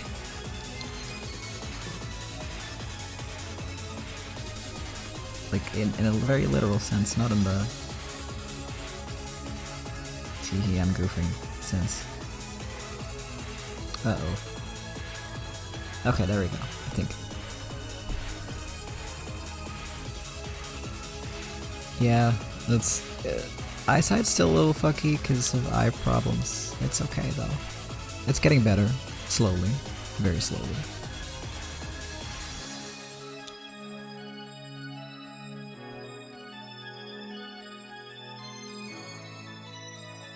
But yeah, sometimes I just temporarily can't see much because gunk gets in my eye and it's ugh. With that last red truth, you have just cut off your own logic. May the impartial judge issue a judgment on this matter immediately, please. Great Lady Lambda Delta.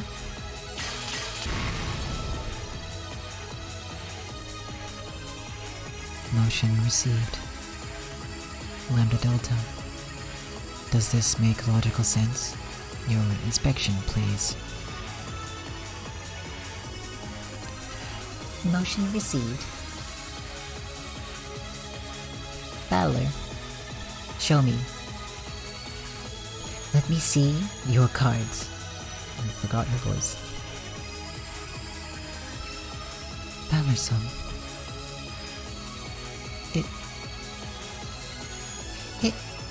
It is a royal straight flush, right?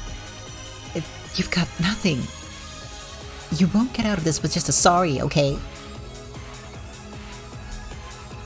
Yeah. I have no intention of apologizing. If it's a logic error, the game board will be blown away. You inherited this game board from Beato. It's the one memento you possess of your precious Beato. So you'll never be able to accept a logic error. The logic error only becomes established when the witch admits to it. As long as they keep thinking about new logic by which they could escape, they will not die, cannot die. However, that is like being imprisoned in an endless living hell of the mind. Even if you do manage to crawl around forever after falling into the darkness of thought, you'll just be eternally trapped in a hell where you constantly think of ways to escape the locked room while denying the logic error. Are you sure? Are you sure? This is the next worst thing. To the depths of oblivion, you know? It's like the difference between falling from the roof of this 10-story building and falling from the roof of a 100-story building. Lambda. Bandler has already finished making his move. Players can't take back a move once it's made. Oh my god. Act as the impartial judge you swore to be. Carry out our motion, and see whether or not Balor's escape from the locked room is logical, and whether there has been a logic error or not. Be slow, accurate, and meticulous like an archaeologist. And be as fast as a guy at an ice cream shop when he forcefully and skillfully scoops out that sweet, fragrant vanilla soy sauce ice cream. Yes, I know that. Valor, I'm taking a look now. Valor-san.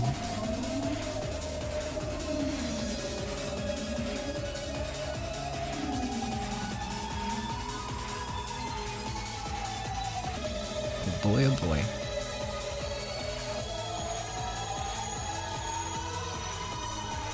Valor-san. Beato, do you think I'll lose? I don't want to think that. You fought with the old me many times. You finally reached the miracle that I so wanted you to find. So, I'd like to believe that you'll accomplish a miracle once again.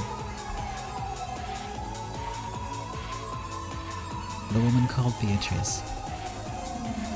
She fought on that same border between reason and madness, the whole time. She fought with a mixture of anger, sadness, and several other emotions towards me that can't be described with words. And in the very last game, at the very last moment, she managed to seize victory. That might have been the rank of the hand in Beato's grip as she fell. Beato passed away without realizing that she had already won. In the final game, the true victor was Beato. She entrusted me with this game board. That's why I'm going to win. So I need you alone to believe in me. Beatrice. If believing will bring about a miracle, please, I'll believe in you, Valor-san. This is pissing me off.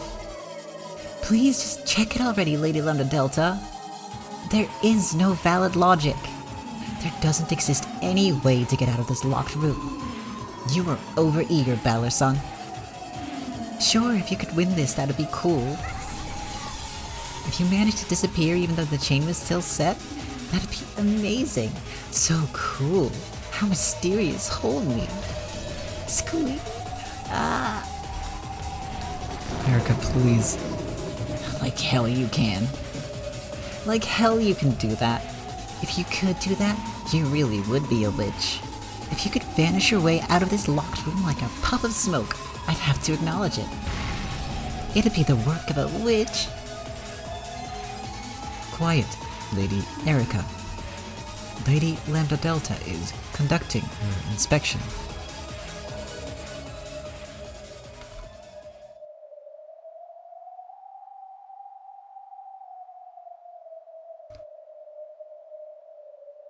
Pass through. One move. Go back. Corner. With sweat gathering on her forehead, Lambda Delta inspected the movements of the pieces from Valor's side. She was as accurate and meticulous as an archaeologist, just as Berncastle had told her to be.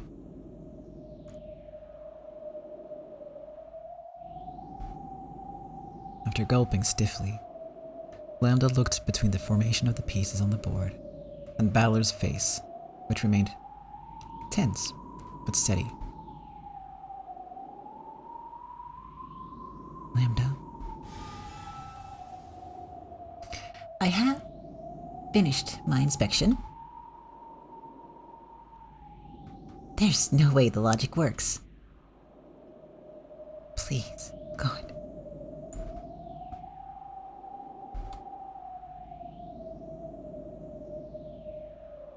Erica, What? I'm very sorry. Which way am I supposed to take that? It was fun. Now, this is the end. For hell's sake, which way am I supposed to take that? Silence. I have finished inspecting Valor's move. The verdict is...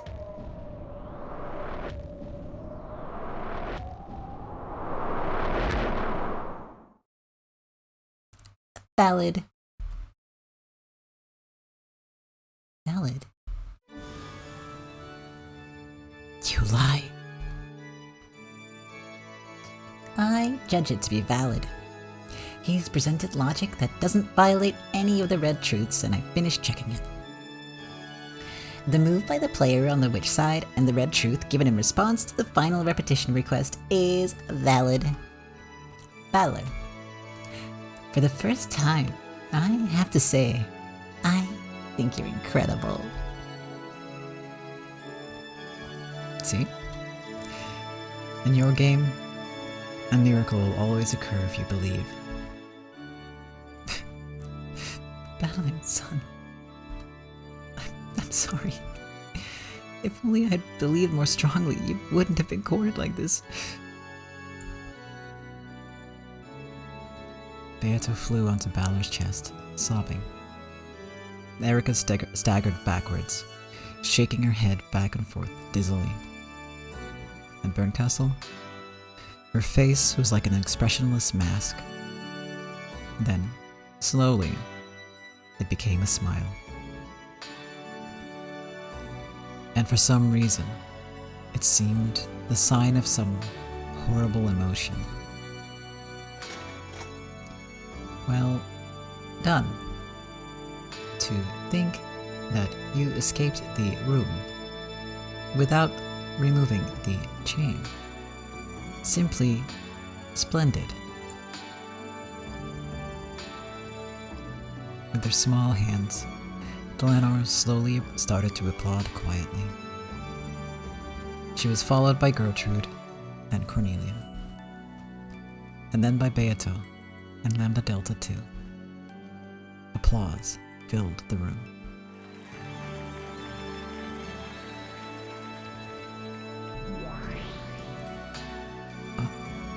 Onicha, how did you... I see. Yes, a move that cannot be seen by one whose thoughts are trapped within the locked room.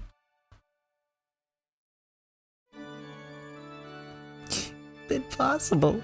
Impossible! As Lambda Delta watched Erica, who was stunned and moaning in shock from despair that she couldn't accept, she had to take her hat off to the strength of Balor's heart and intelligence at this critical moment, and to the power of his miracles.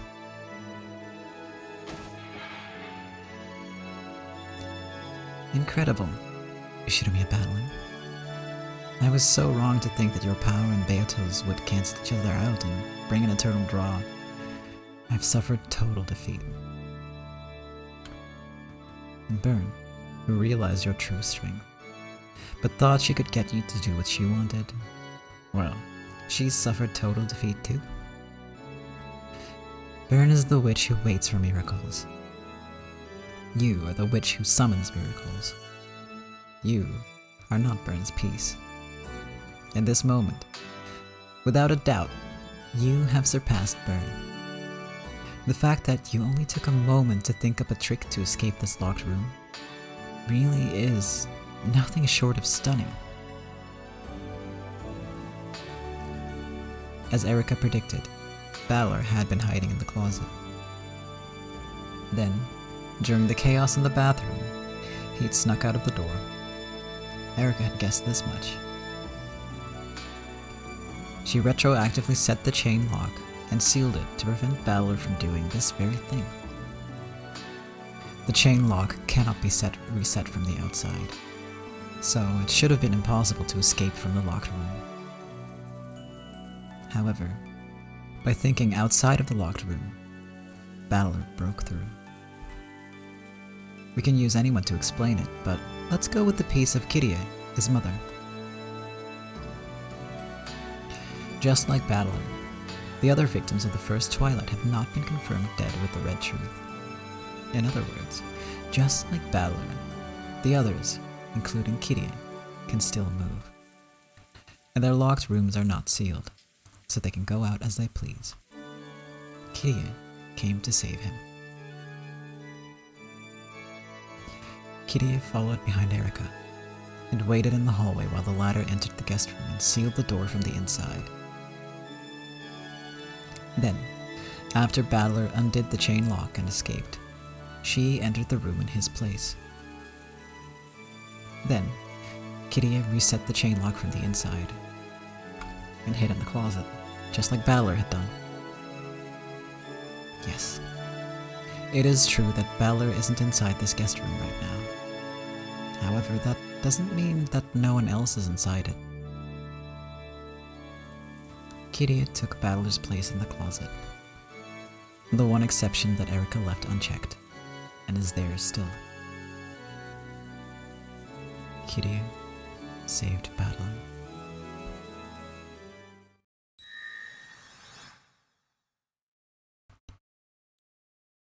Ushiromiya Kirie cannot save Balor. Huh?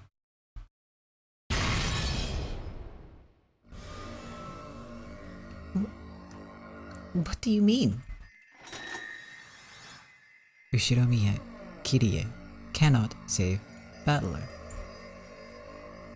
Why not? There's no red saying that Kiria can't save Valor. Oh, wait a second, how are you using the red truth? It's valid. Delano's red truth is valid.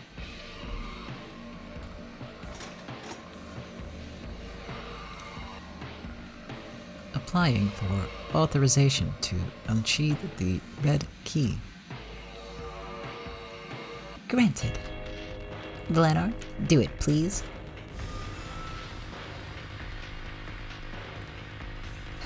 How? How can you authorize that? It's valid. I guarantee this red truth by impartial judgment. Without telling us your reason. We'll reveal that soon. Very soon. But Valor hasn't proclaimed Kiria dead with the red truth yet. It's allowed for Kiria to be playing dead. And the duct tape has already been used on 3 rooms, making it impossible for you to seal Kiria's room. So how can you use the red truth to say that Kiria can't save Valor? That red truth has no basis. We'll tell you its basis soon. But more importantly, Linda, the logic with Kiria has ceased to function.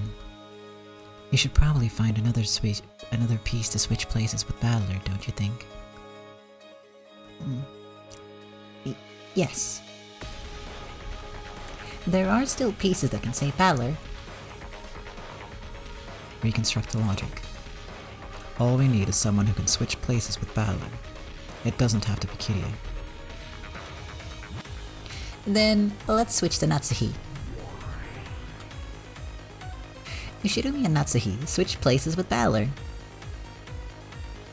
Glenar, Do it. as you wish.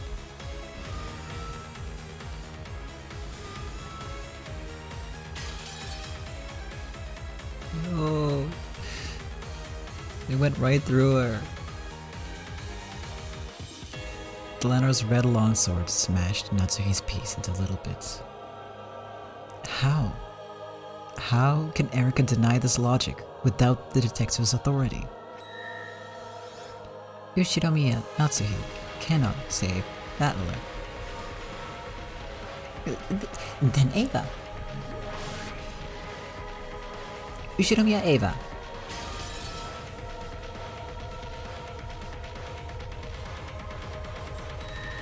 Ushiromiya Ava cannot save Battler. Then Rosa. Maria?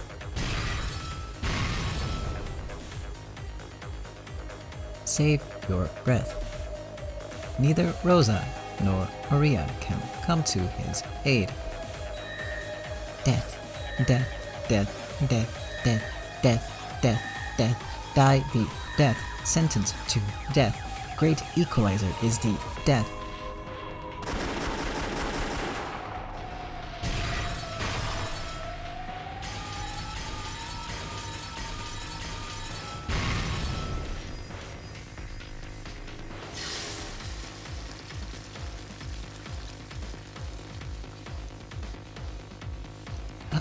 Objection. Erika-san doesn't have the detective's authority. How can she use any red except for the duct tape seals? Objection overruled. The lack of the detective's authority does not imply that no red truth can be used whatsoever. There is a way, isn't there? Yes, there is. There are a few exceptional red truths that even humans without the detective's authority can use. That's crazy. There's no way something like that exists. Yes, such a thing cannot exist. However, there is a certain action permissible only to humans without the detective's authority, and it can become a truth of such overwhelming credibility that witches can easily raise it to the level of red truth. A certain action permissible only to humans who aren't the detective. You don't mean... Erica. You didn't... I've got it. Yes, if I'm right. These red truths are valid. I don't understand. Was there some power that could only be used without the detective's authority? There is. There is just one. So, you finally realized. That's right. And it was for that reason, and that reason alone, that I abandoned the detective's authority this time around. You told me I could make the detective proclamation whenever I wanted, right? Well, unfortunately, I am no longer capable of making that proclamation. Nox's... which one was it? Nox's 7th. It is forbidden for the detective to be the culprit. But that's... what? Finally, Beata realized everything. Yes, the detective's authority bestows several powers that are useful for reasoning, but it eliminates one single privilege. That is Nox's 7th commandment. It is forbidden for the detective to be the culprit. In this game, it is impossible for humans without the detective's authority to examine corpses perfectly. So, there have been several tricks where the dead have all been faking and walking around where they please. You probably thought you could use that logic to create several impossible crimes after this. When I said that I wouldn't make the detective proclamation, somewhere on the inside you must have said, I've won. You're pretty sly yourself. You gave me the detective seal seemingly out of mercy, but that was because you planned to have all of the first Twilight victims survive, band together and carry out the crime. Crime is plural. That's why you gave me only 3 rooms worth, which couldn't cover all 6 people. No matter which rooms I sealed, at least one of your pawns could move freely. You must have been plotting to use that to corner me. But too bad. Your naivete is deeply tiresome. You stupid man. I admit it. I admit that I fell for your monkey show. And that in my pride I tried to show you some mercy.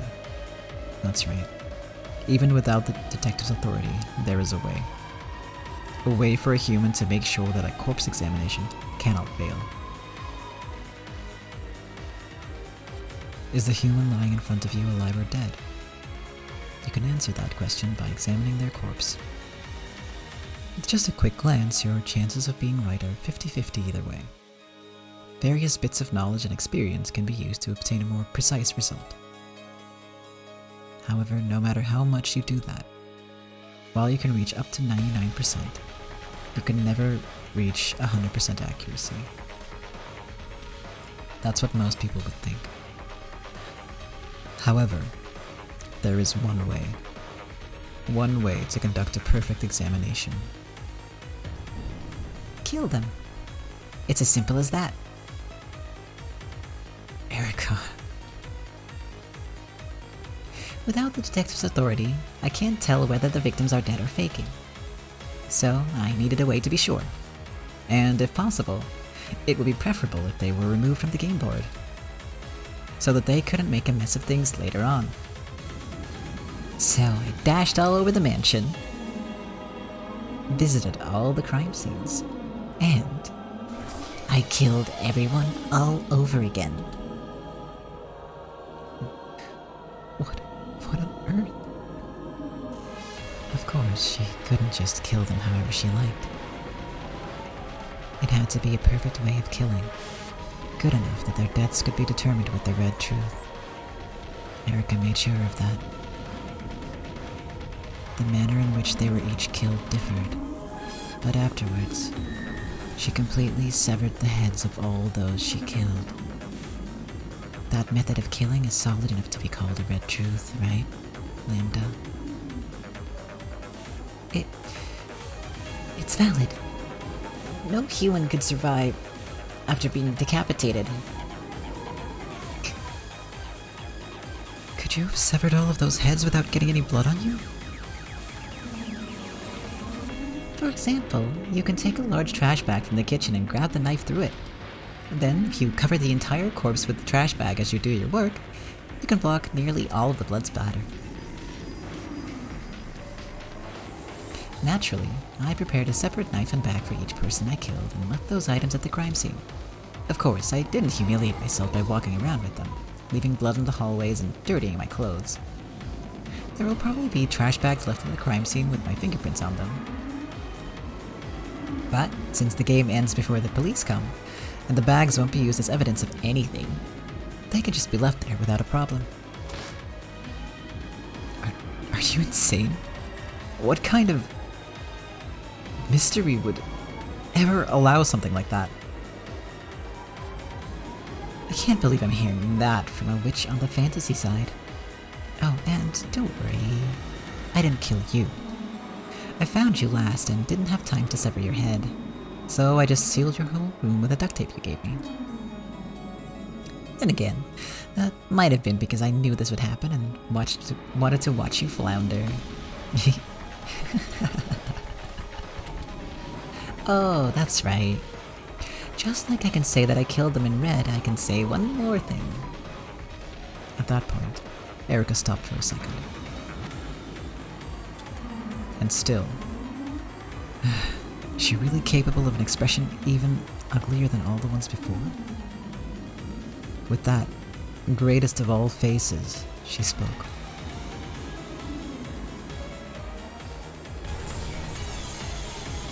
All 5 people I killed were very much alive until the moment I killed them.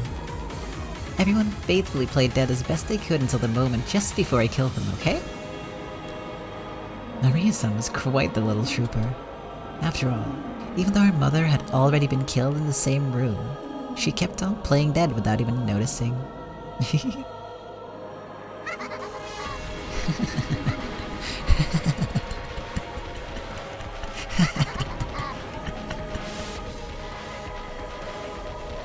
They're devils.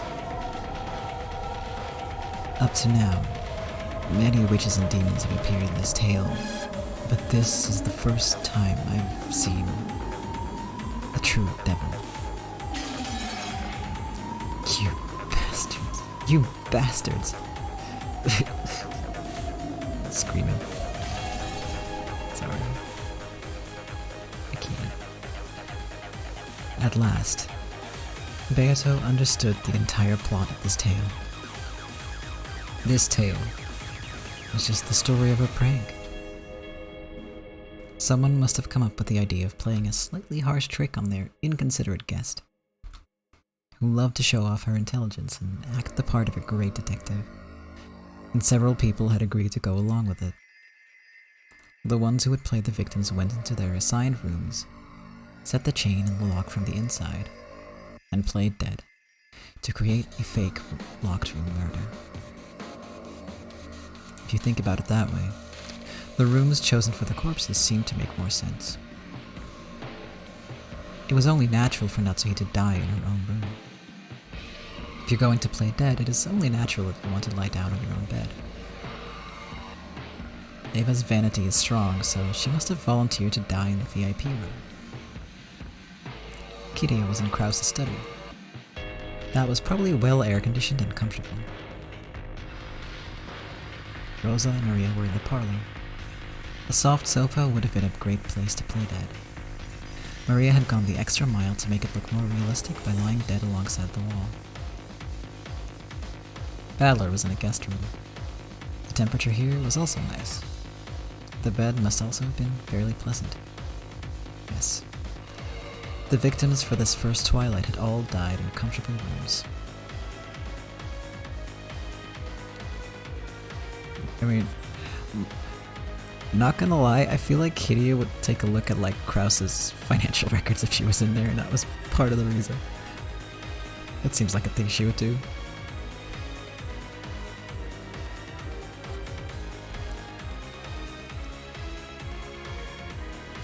I imagine they're hidden, otherwise they wouldn't have let her in there, but you know. She's smart, she'll figure it out. In the past games, the corpses had been found exposed in the courtyard or under the rose garden arbor, in the cold gardening shed or in the boiler room. This time, there were no victims in any such in-hospital environments. This is probably the truth.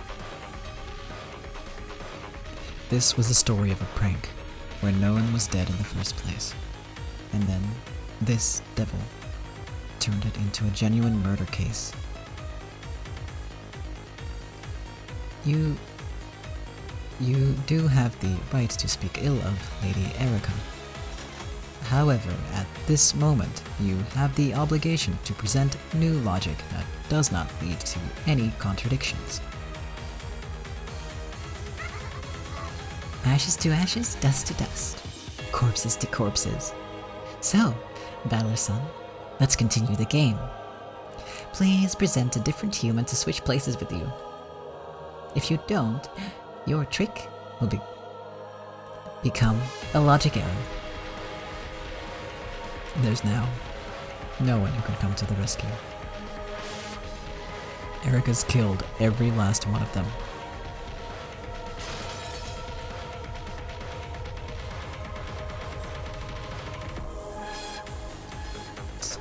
Damn it. Damn it. Damn it. Damn it.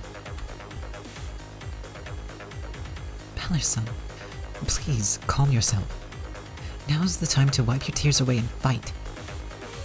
Even if you lost 5 pieces who can save you, there's still 11 in the guest house. You're right. Kraus, Hideyoshi, Ruda, George, Jessica, Shannon, Kano, Genji, Goda, Kumasawa, Nanjo. It doesn't matter who, as long as someone comes here. Somebody help. But there's no way. Take a look at this. Gertrude? Cornelia? For your attention, we beg to inform you that we are here and ready. Wait, they don't talk like Blanner, never mind. Letters? How do you pronounce Erica? What the fuck? How do you do that with your mouth? Battler-san, you gotta see this. What's the deal? Erica, who was now so excited that her pronunciation was tumbling all over the place and fucking me over, pointed at 2 doors. It was the hallway on the 2nd floor of the guest house. They're in front of the cousin's room in the next room over. Look, here. There's something stuck to the door. What's this? Hey, do you know Gertrude? For your attention, know that it is the duct tape seal of the cousin's room. Oh yeah! Very good. One more. What's about the thing on this door? Be advised that it is the duct tape seal of the next room over. Oh, very good. Okay, you two, and all of you watching at home on your TVs, please have a look at the duct tape seals on both doors. So, what do you think of them? Are they broken? Are they not broken? Please, the red truth, loudly so we can all hear. For your attention, I beg to inform you of the following. Know that neither is broken. Know that Was that Cornelia? No. No, it's both, right? It's both. Yes, it was. Just trying to keep track of who's talking and saying what. Know that an unbroken seal is proof that all have hitherto been denied passage. It needs no second telling, but be advised that passing through without breaking the seal is impossible. Good. Battler, it is as you see. There no longer exists anyone who can come to your aid. The victims of the first twilight have all been killed. And the guest house is still sealed.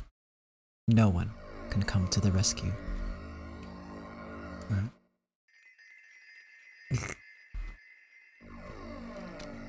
Erica had anticipated this moment all that time ago, and that was why she had made the strategic move of suddenly sealing these two rooms.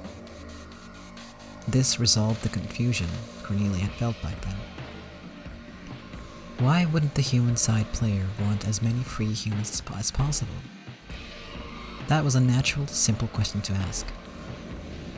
However, once you seal up all of the humans, there is no room for magic to intervene. Why is magic magic? Because the people who saw it say that it was magic. Then, is it possible for magic to exist in a place with no people? There's no problem with that because there's no anti-magic toxin, right? Wrong. Magic in a place that isn't being witnessed is no different from a delusion, a daydream. Magic with results must be carried out by human hands. If all humans are sealed off, then magic cannot be created. This was Erica's strategy for this game, and her beautiful checkmate. Well now, who's going to come save you? Please tell me who the real person is who switched places with you, remain in the guest room in your place, and set the chain lock from the inside. If they even exist. Well, Battler, you have a broken thread of logic. Who could have come to save you? You are currently in the middle of a logic error. Wait. I'm still thinking. Battler, you have 2 rights and 1 obligation. Your first right is the right to build a new thread of logic to reconstruct your locked room trick. Your second right is the right to come clean and admit to your logic error. And your 1 obligation is to choose one of those 2 options. There is some mercy. There's no restriction on the amount of time you have to make that choice. That's right. Your time is endless. Eternal. I'm sure there's still some way. Some twisted logic or loophole or... Anyway, I'm sure there's still some way. I'm thinking about it. What about you, Beato? Let me know if you find anything. I'm sure the old Beato could have managed something.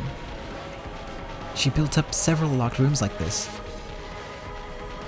Beato felt awful. Why was she Beato, and yet not? Surely the old her would have thought up a trick under these restrictions. If only she could do that. She could guide Battler to victory. But she couldn't do it as her current self. Yes, I'm sure you'll think of a good trick. Eventually. Surely.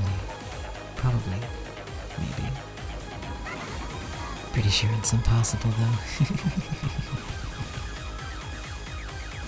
So then, Battler, let's go back to the guest room. From now on, that will be your world. Once again, they returned to the slightly chilly guest room. It was the same room as before, of course, but it felt as though an unsettling darkness had crept in. Here's the room you'll spend your days in from now on. You just need to escape from this room by any means you want. However, there are conditions. As I believe you know, these are all things you forced on yourself. First, this room is a locked room created from the inside. The seals on the windows are intact, so there can be no escape from there. Of course, there is no way to escape by leaving through the bathroom. I'll make it simple. There is no exit to escape from, except for this door. However, the chain lock on this door is set. You can unset it and reset it all you want, but you can only do so from the inside. Furthermore, you are free to go out through the door, but leaving while a chain lock remains unset will not count as an escape. You have to show that you can escape from this room with the chain lock still connected. But he couldn't possibly... He couldn't possibly do it. He made this locked room himself.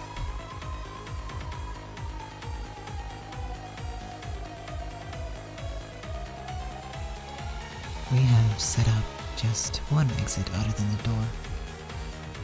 That one's in the bathroom. My merciful master has arranged for a last way out if you fail to think of any trick to escape. Please listen up.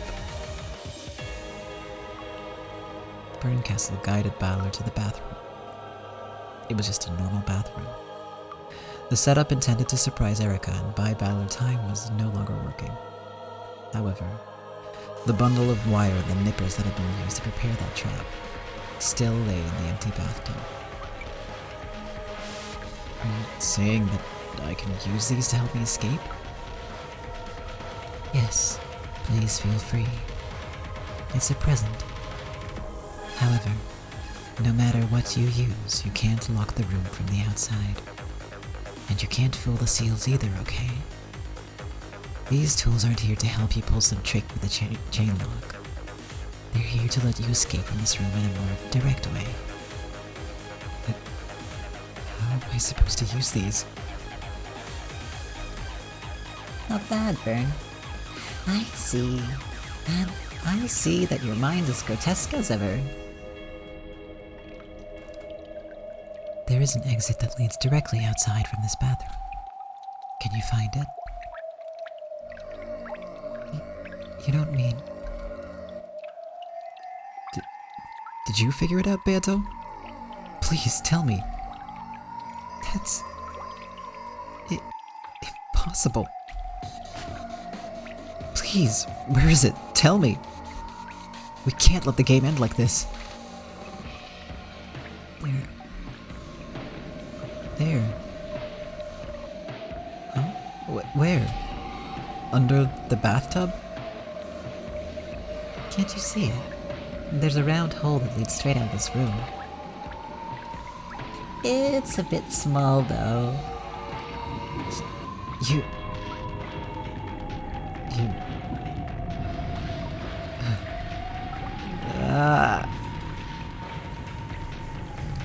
It's the drain right there at the bottom of the bathtub. You can get out through there without touching the chain lock. But your body is a bit too big to get through this exit. That's why I decided to lend you those tools there. Escape through the drain? How? She couldn't mean using those nippers for 100 years to widen that hole, right? Battler and Beato had already realized. They had figured out this demonic way out that the demons were proposing. Just use those nippers and cut your body into pieces that can fit. Pinch, rip, snip. You can sit back in the tub under a hot shower and start from your toes. Snip, then wash. Snip, then wash. Just keep doing that and oh, what do you know? You suddenly managed to escape from the locked room. Oh, what do you know is right, my master. It looks like both siblings are going to end up the same way.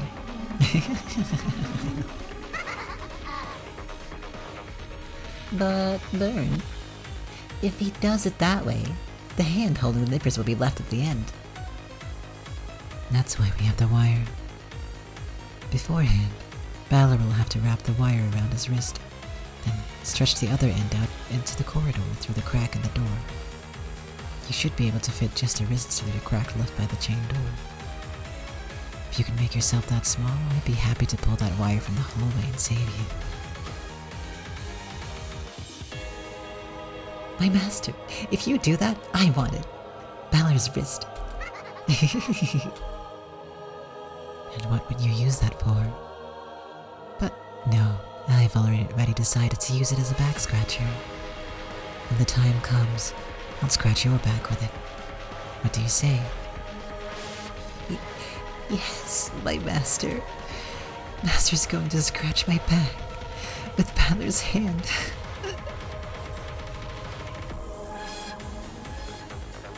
For the record, I hated reading that out loud. Finding them annoying? Irritating? Obnoxious? Don't worry, it'll get quieter real soon. Until you can escape from this room, all noise to disturb your thoughts will disappear for all eternity. That's your relief. I'll be glad of the quiet. Here's some advice from a survivor of hell. Enjoy the liveliness while you can. Even the annoying insults you hear now will be useful as fond memories to preserve your sanity in the depths of eternal silence. Do you hate Bern and Erica? Then that's their parting gift to you.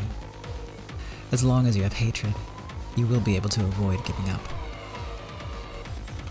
Giving up has a completely different meaning here, okay? Once you give up, still can't escape, and realize that hell is eternal, you'll wish you prepared yourself earlier. Did you just call yourself a survivor? Then you also.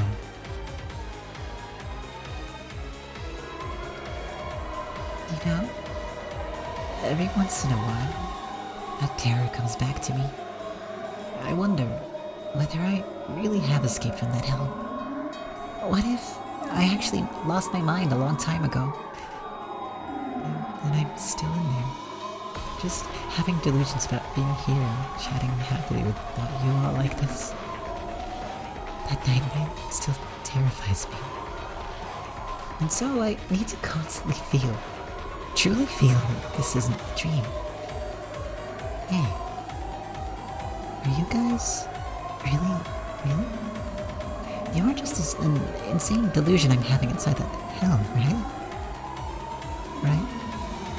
Right? There was something in Lambda Delta's pleading expression that sent shivers down the spine.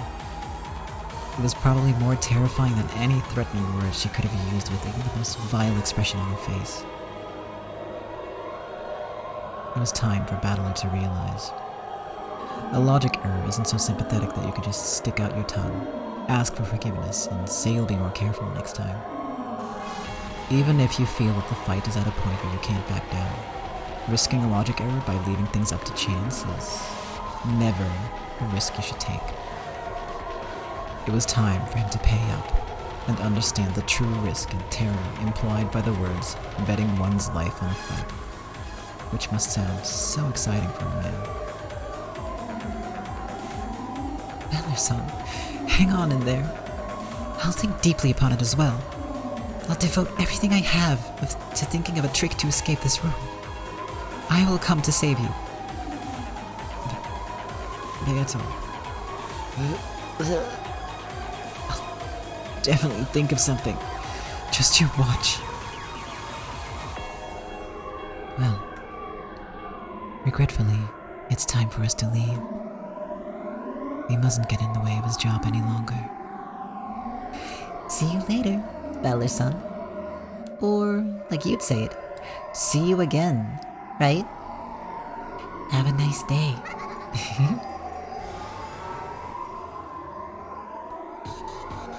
Later, Battler. Good luck. Battler-san, don't give up. You'll definitely think of a trick. I'll think as well, and I'll come to save you.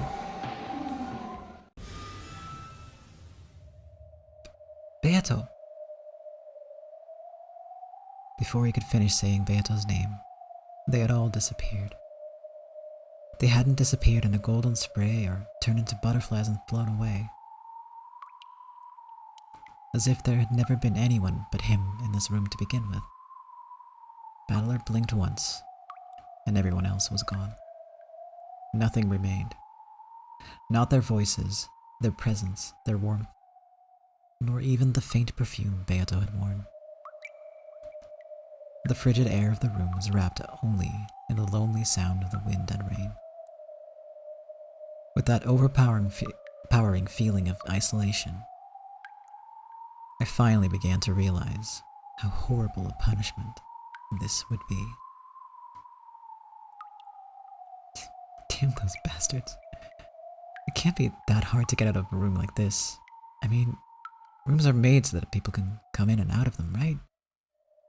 If they can't do that, you wouldn't call it a room. This is stupid. It's easy to undo a lock and chain from the inside. Damn it. For some reason, I've always been clumsy, and undoing chain locks always gives me trouble. It's off. What a stupid puzzle. Look, now the door opens freely, see? Hey, what's this cold feeling on my neck? What the hell is this? Why is there suddenly this iron collar around my neck that's attached to a chain?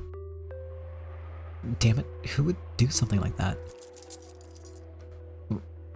When I reset the chain lock, it disappears. And when I undo it, it comes back.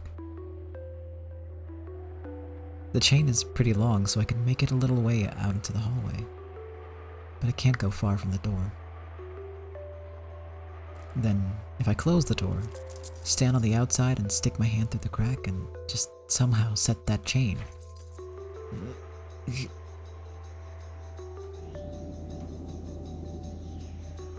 Why have I always been so clumsy? I'm not really clumsy, it's just that me and chain locks don't go well together. Damn it. I hate chain locks. I hate chains. Why won't it work? Why can't I set the chain lock from the outside? Damn it. Damn it. Damn it. Ugh.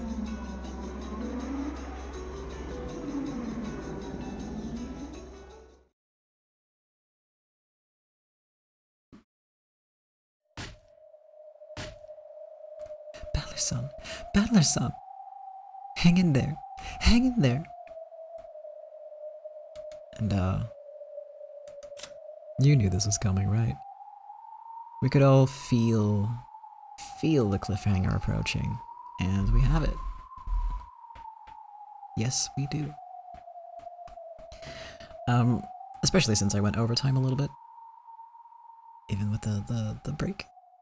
But yeah, no, definitely a good time to save, because then, you know, we can dive right in next week. And that's the plan. That's what we're gonna do next week. On Wednesday, as always, I'll be, you know, putting the highlight on the Twitch page, the YouTube video on YouTube, links on my About page. I'll try to be relatively quick about it, but, you know, I try. I don't always succeed. Then on Monday, I'm gonna be playing Beyond Blue, which is a game where you swim in the sea and look at fishes, I think. I think there's more to it.